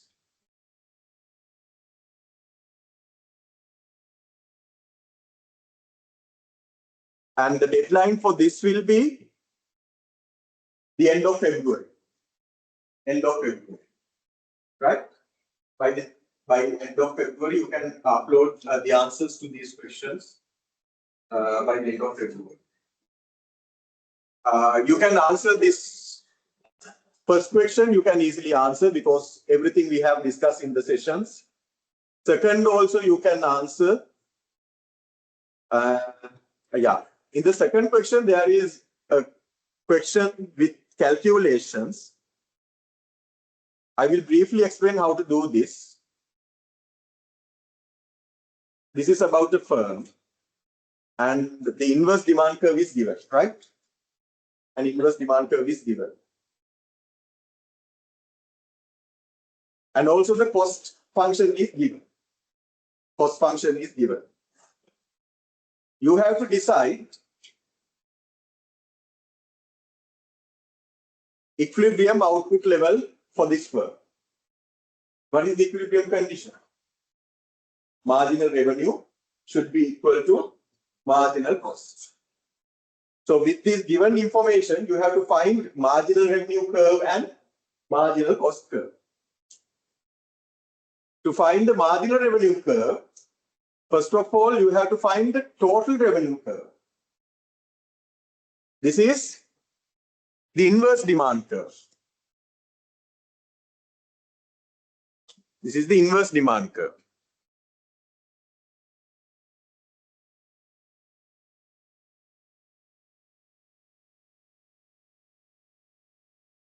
What is the inverse demand curve that they have given?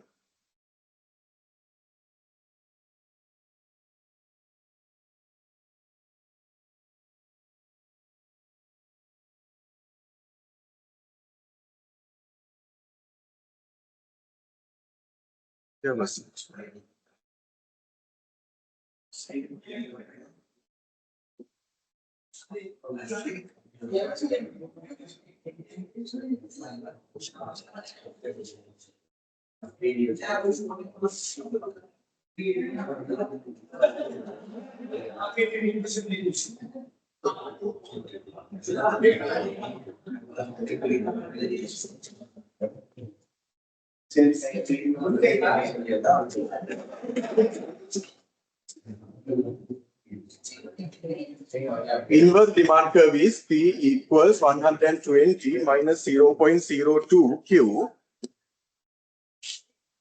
From this, you have to derive the total revenue curve. To find the total revenue curve, you have to multiply P by Q. That means you have to multiply this entire term by Q. So total revenue is 120 minus 0.02 Q multiplied by Q, which is 120 Q minus 0.02 Q squared. Right? So our target is to find marginal revenue. To find marginal revenue, the first step is to derive the total revenue curve. To derive the total revenue curve, what you have to do is you have to multiply the inverse demand curve by Q. You have to multiply the inverse demand curve by Q.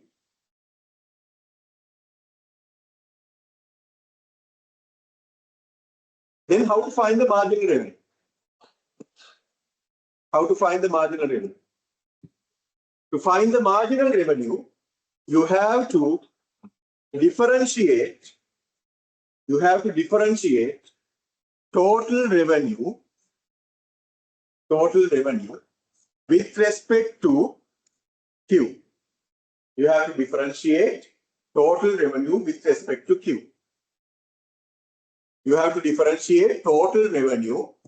Total revenue is this with respect to Q. So in total revenue function, you have two terms. This is one. This is the next.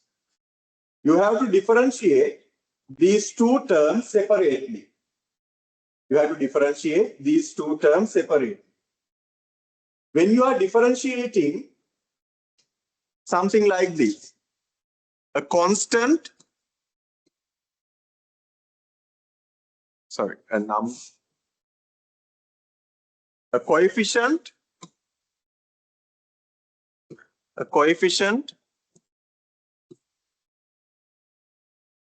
multiplied by a variable. If this is the format, of the term for which we want to differentiate, simply after differentiating,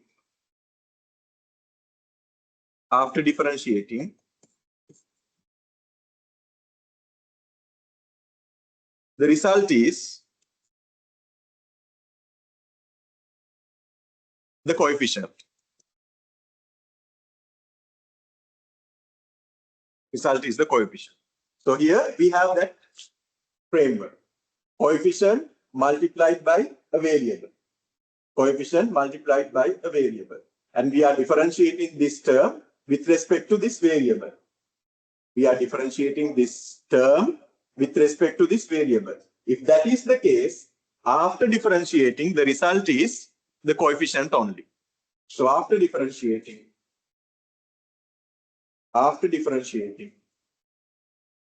we get 120. 120, right?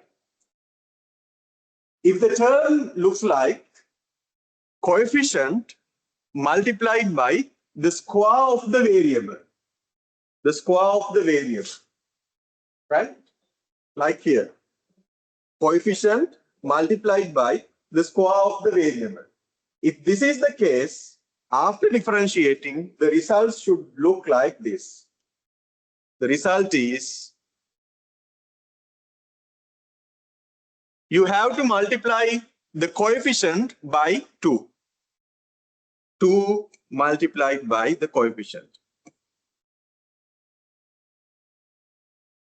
First of all, you have to multiply the coefficient by 2, right?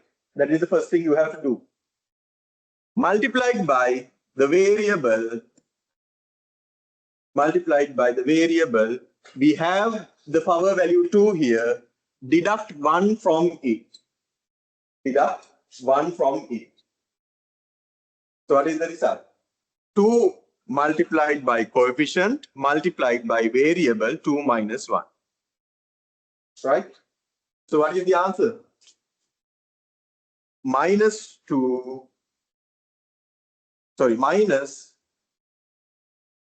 multiplied by 0.02 Q 2 minus 1.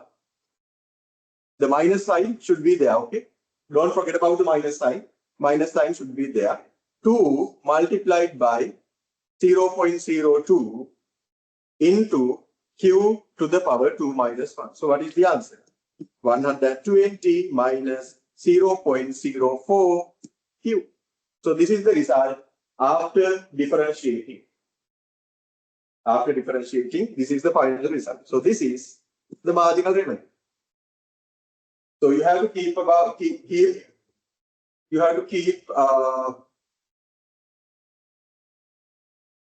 remembering the 2 rules we applied. The first rule is, if the term is with a coefficient and the variable, after differentiating, the result is only the coefficient. The second rule is, if the term looks like this, coefficient multiplied by variable to the power 2, then after differentiating, the result should look like this. 2 multiplied by coefficient multiplied by the variable to the power 2 minus 1. Right? Okay. So I explained this rule very simply because you have not learned anything about differentiation before. So these are the 2 rules that you need to apply. This knowledge is enough to answer this question. Okay. So this is the marginal revenue. We find the marginal revenue like this. For that, we have to differentiate total revenue with respect to Q. Total revenue has 2 terms. So we differentiate the 2 terms separately, applying the 2 rules we learned now. Got it? Okay. Then the next step is to find marginal costs. The total cost curve is given. The total cost curve is given. Total cost curve is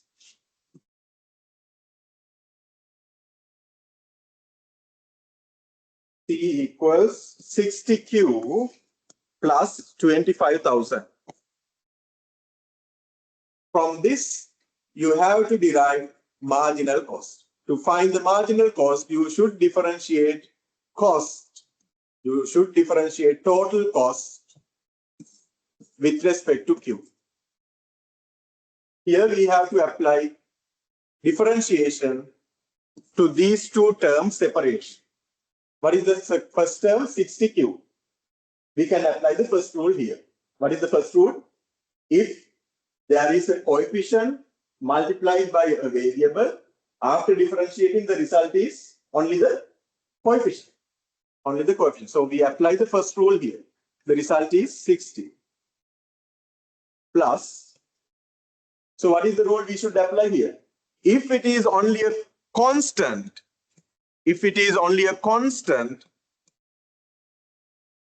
after differentiation,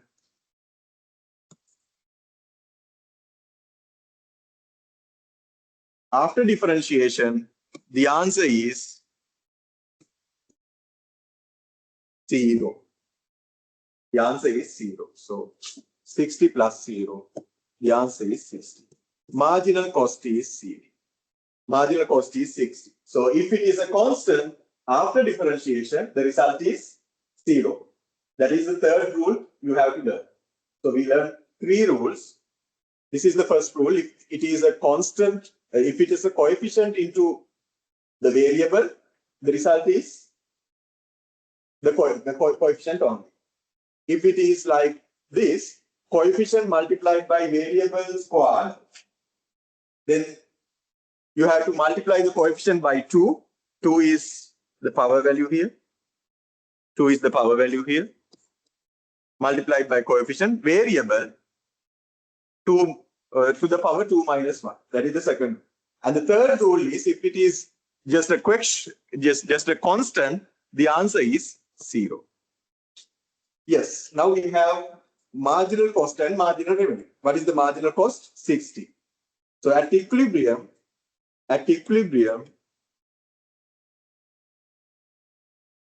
marginal cost is equal to marginal revenue. Marginal cost is 60. Marginal revenue is how much? 20 minus 0.04Q. 20 minus 0.04Q. Now simply you can find an answer for Q. That answer will be the equilibrium quantity level. You can simplify this expression.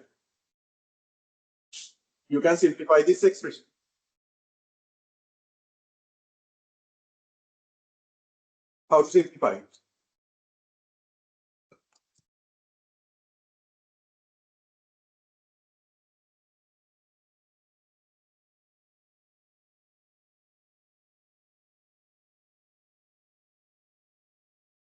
$60 equals 20 minus 0.04Q.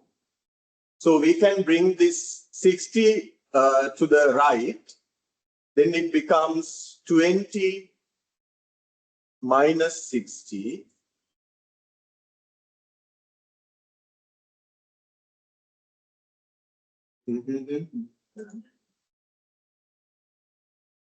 Is there any error? Yes. So 120, no? 20. Yes. Where is 120? Marginal price. revenue. Yes. I made a Price. mistake. Yes. Yeah. It's not 20, it's 120. Yes, I didn't see it. Yes. 120 minus 60. We bring this 60 to the right, and I bring this minus 0.04 Q to the left. Then it becomes 0.04Q. Then Q equals 120 minus 60. The answer is 60. 60 divided by 0.04.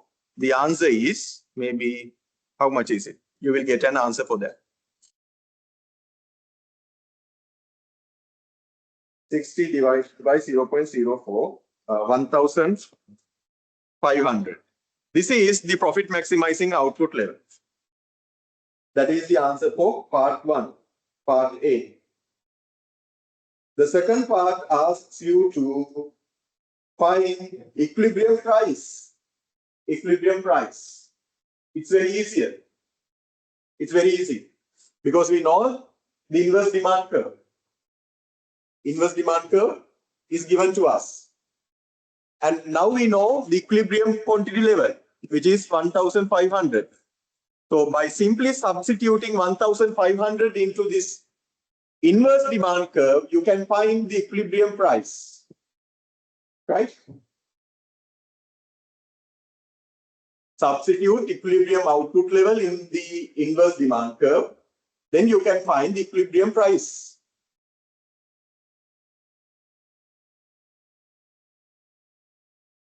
$1,500 multiplied by 0.02, it's 30. 120 minus 30, equilibrium price will be 90. Equilibrium price will be 90. And the third part of the question is to find maximum profit. To find maximum profit. How to find the maximum profit?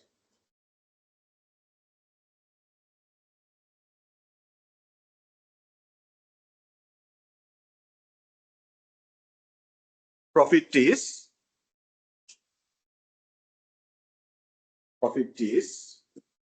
total revenue minus total cost. You have to find total revenue at profit maximizing output level. And you have to find total cost at profit maximizing output level. We have already found total revenue equation. Total revenue equation is what? 120Q minus 0.02 Q square. 120 minus 120Q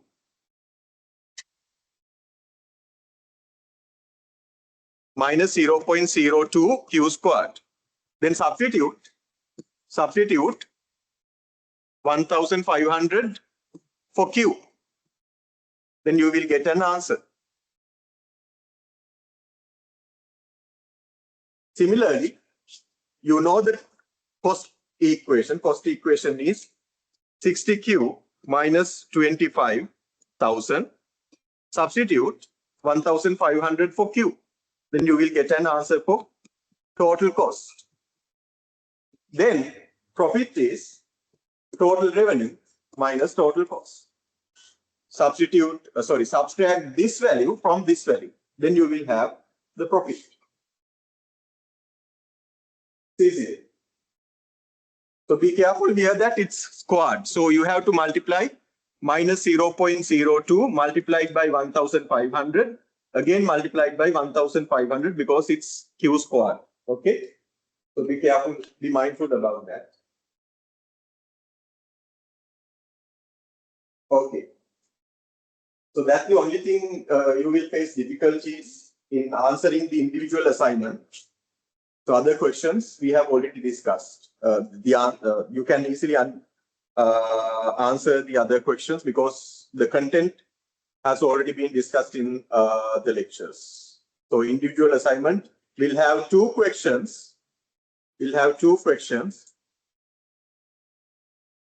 And you can write down answers in a Word file and make it a PDF file and upload to the LMS.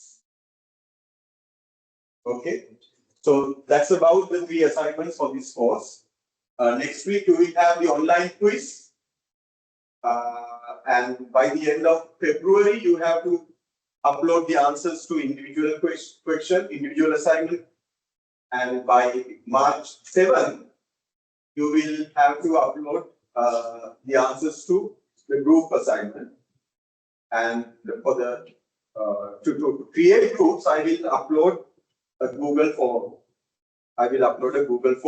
and you can get into groups of maximum 2 people, 3 people. 2 is also fine.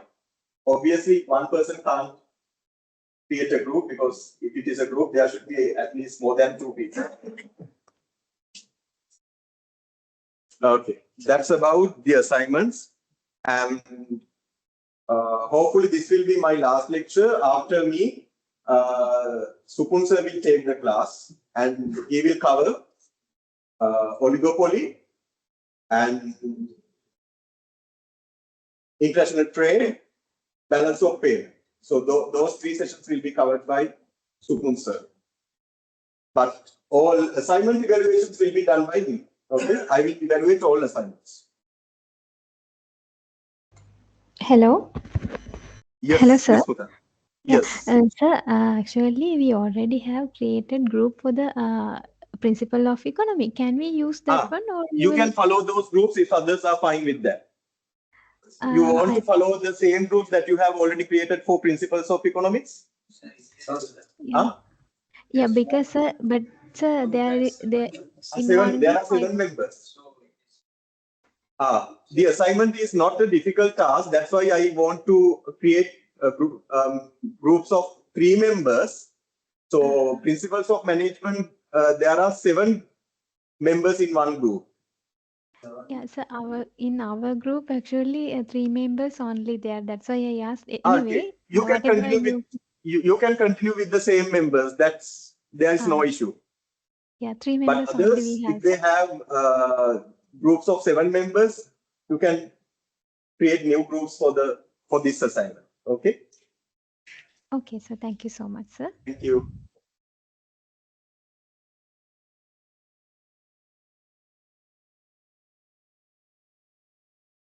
Okay. So we were talking about the monopolistic competition, and we understood that the demand curve is relatively elastic. So it's a flatter curve.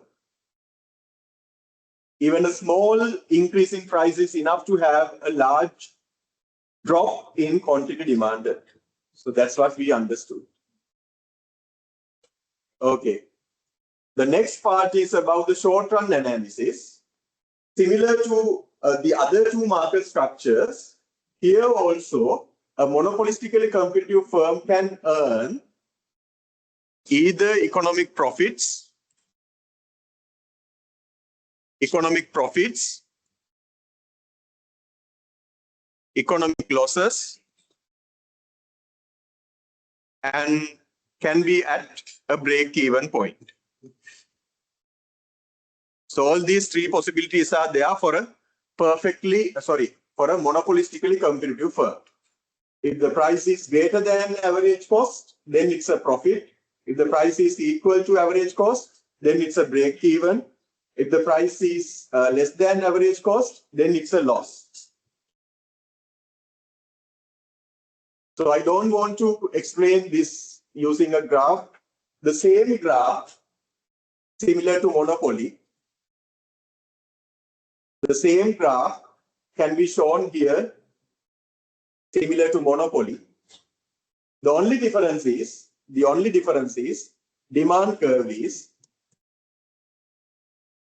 curve should be relatively flatter. The graphical illustration is almost similar to what we discussed in monopoly. The only difference is the demand curve should be relatively elastic. Right? So if the average cost curve behaves like this, and if the marginal cost behaves like this, where's the equilibrium? Equilibrium is here. So the conditions for equilibrium is marginal cost should be equal to marginal revenue. That is the first condition. And the second condition is slope of marginal cost should be greater than the slope of marginal revenue.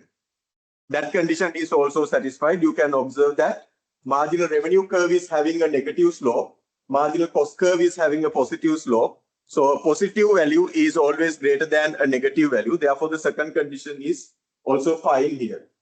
So we can consider this point as the equilibrium without any doubt. So this becomes the equilibrium output level. At equilibrium output level, this is the price. And at equilibrium output level, this is the average cost.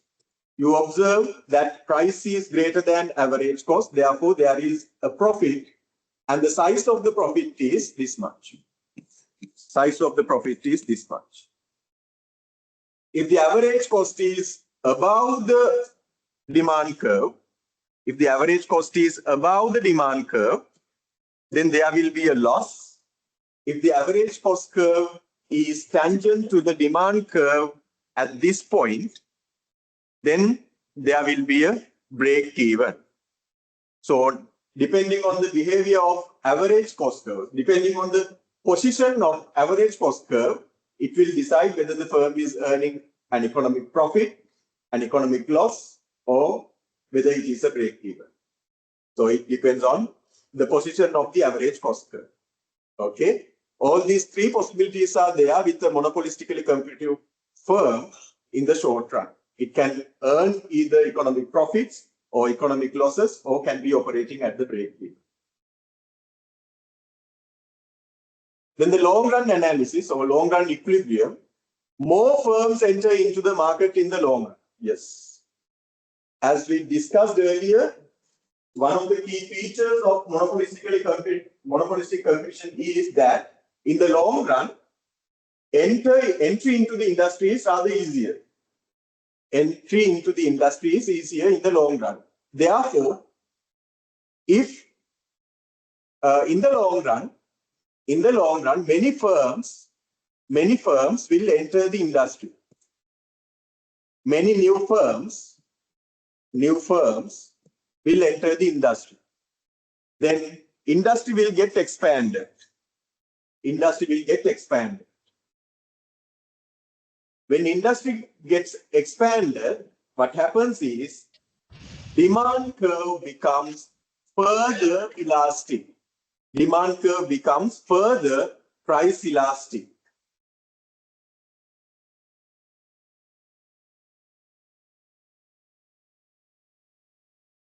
Demand curve becomes further price elastic. In the short run, let's say the demand curve looks like this. Sorry, this should be Q. Price. If the demand curve looks like this in the short run, in the long run, demand curve will become further elastic like this.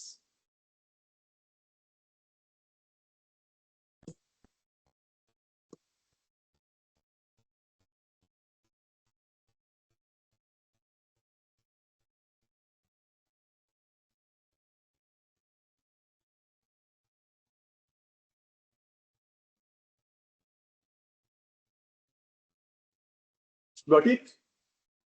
The demand curve becomes further price elastic in the long run. Because now the industry has got expanded. Now we have a large number of firms than in the short run. In the long run, number of firms has increased than in the short run. Therefore, individual firms, each firm faces a greater competition from others. Individual firms face a greater competition than before. Because of that great competition, the demand curve becomes further price elastic. That is the reason, right?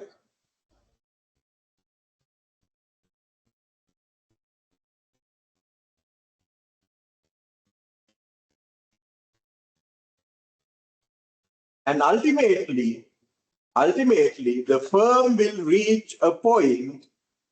Ultimately, the firm will reach a point where the price is equal to the long run average cost.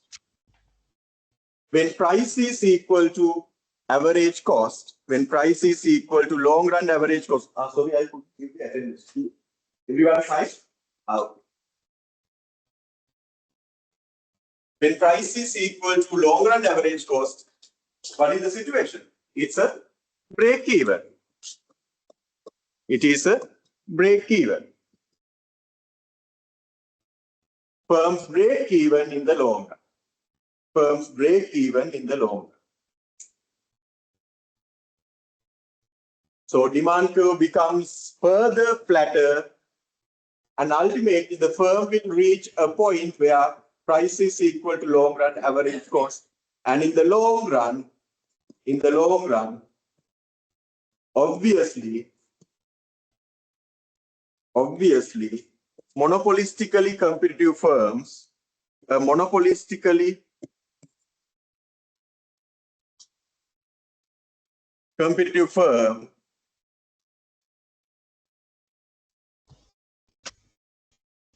will reach a break even. So that is the long run equilibrium. In the long run, obviously, a monopolistically competitive firm will reach a break even.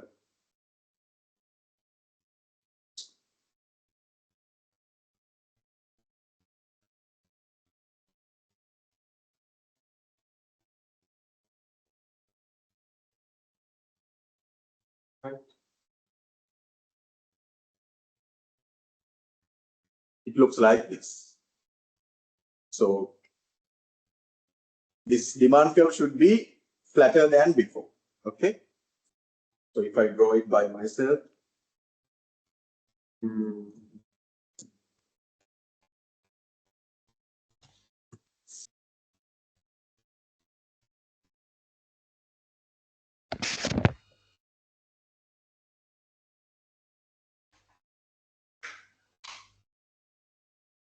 one curve is very flatter, and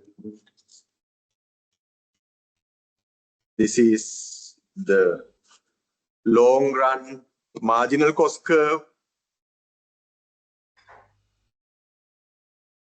and let's say this is the marginal revenue curve.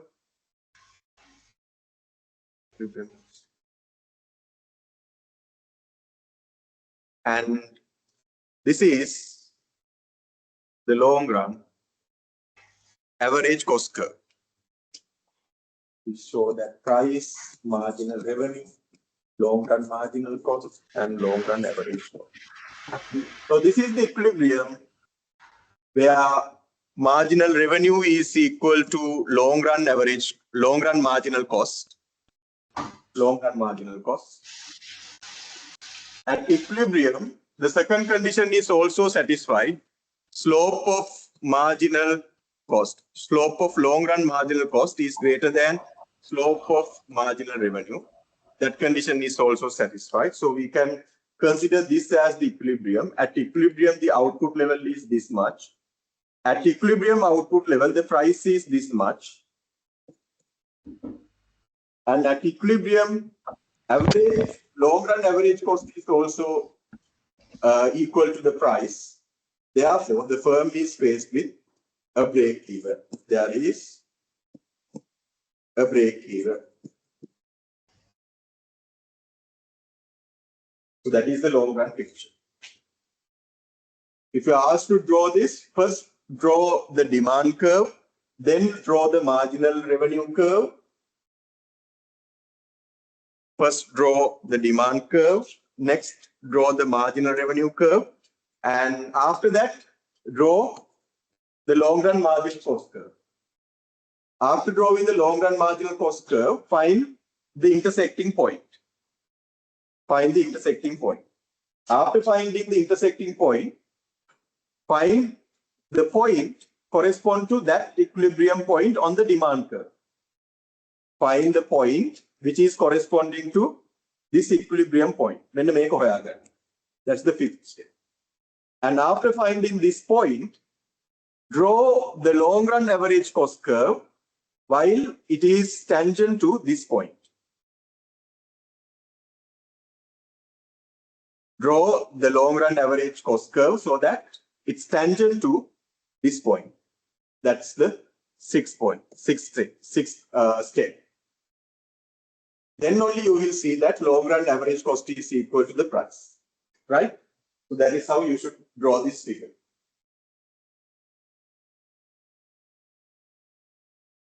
Okay, that is the long run analysis. In the long run, all monopolistically competitive firms earn normal profits, or they operate at the break even or normal profits.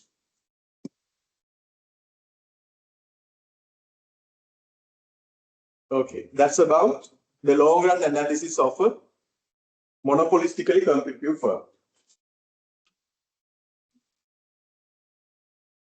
Next, we can have a comparison of perfect competition and monopolistic competition. What do you see?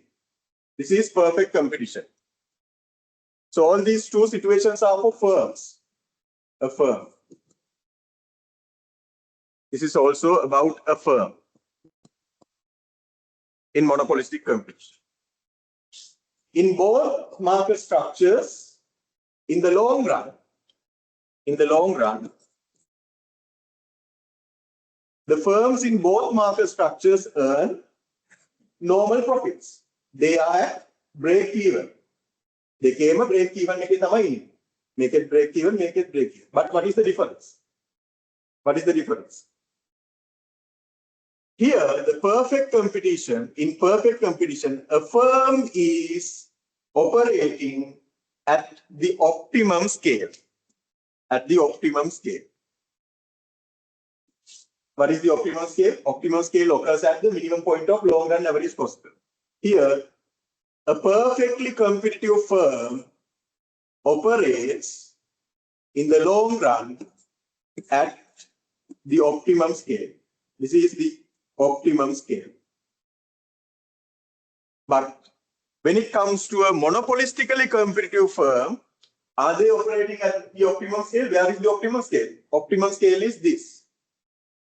Optimum scale is this. Equilibrium output level is this. Q star. Q star and optimum output level, they are different. So in monopolistically competitive firm, in the case of a monopolistically competitive firm, they operate. It is not necessary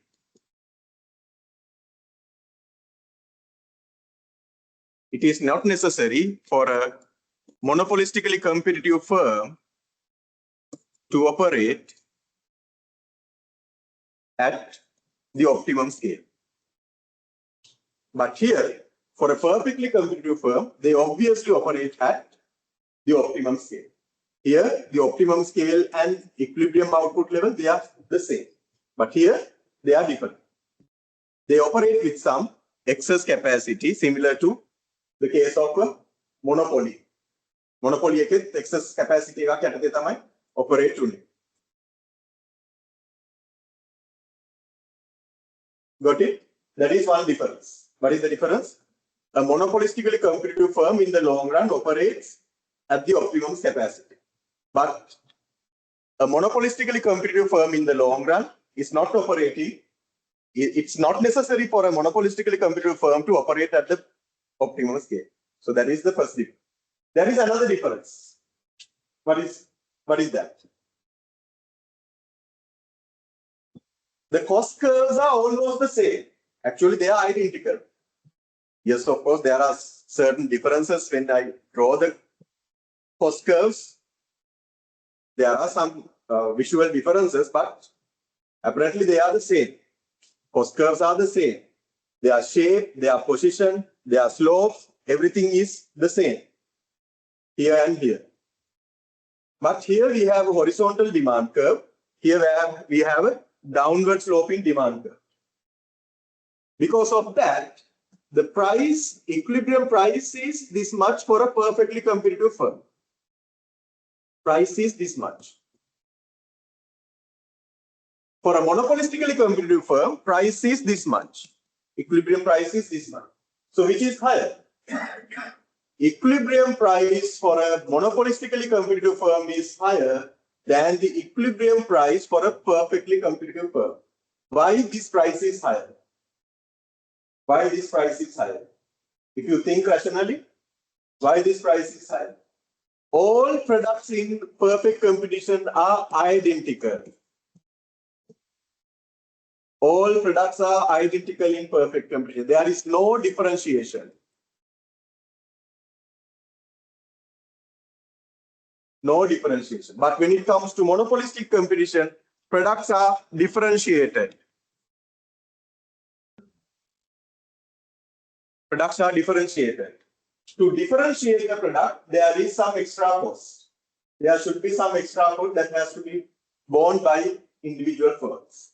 So this price increase, this higher price is to compensate product differentiation. This higher price is to compensate extra costs needed to differentiate the product. Got it?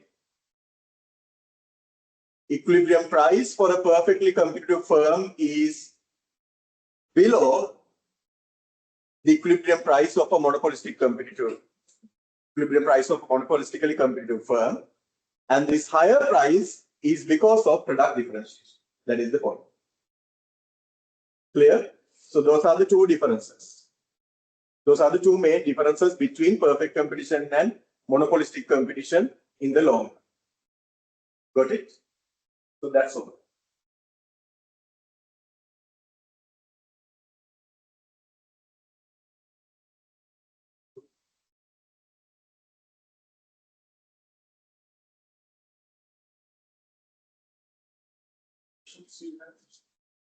Otherwise, we can refine our system.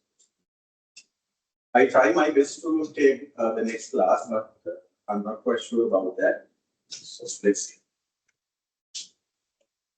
And if you have any questions, subject-related questions or assignment-related questions, you can send an email or you can make a call. My number is there in the login.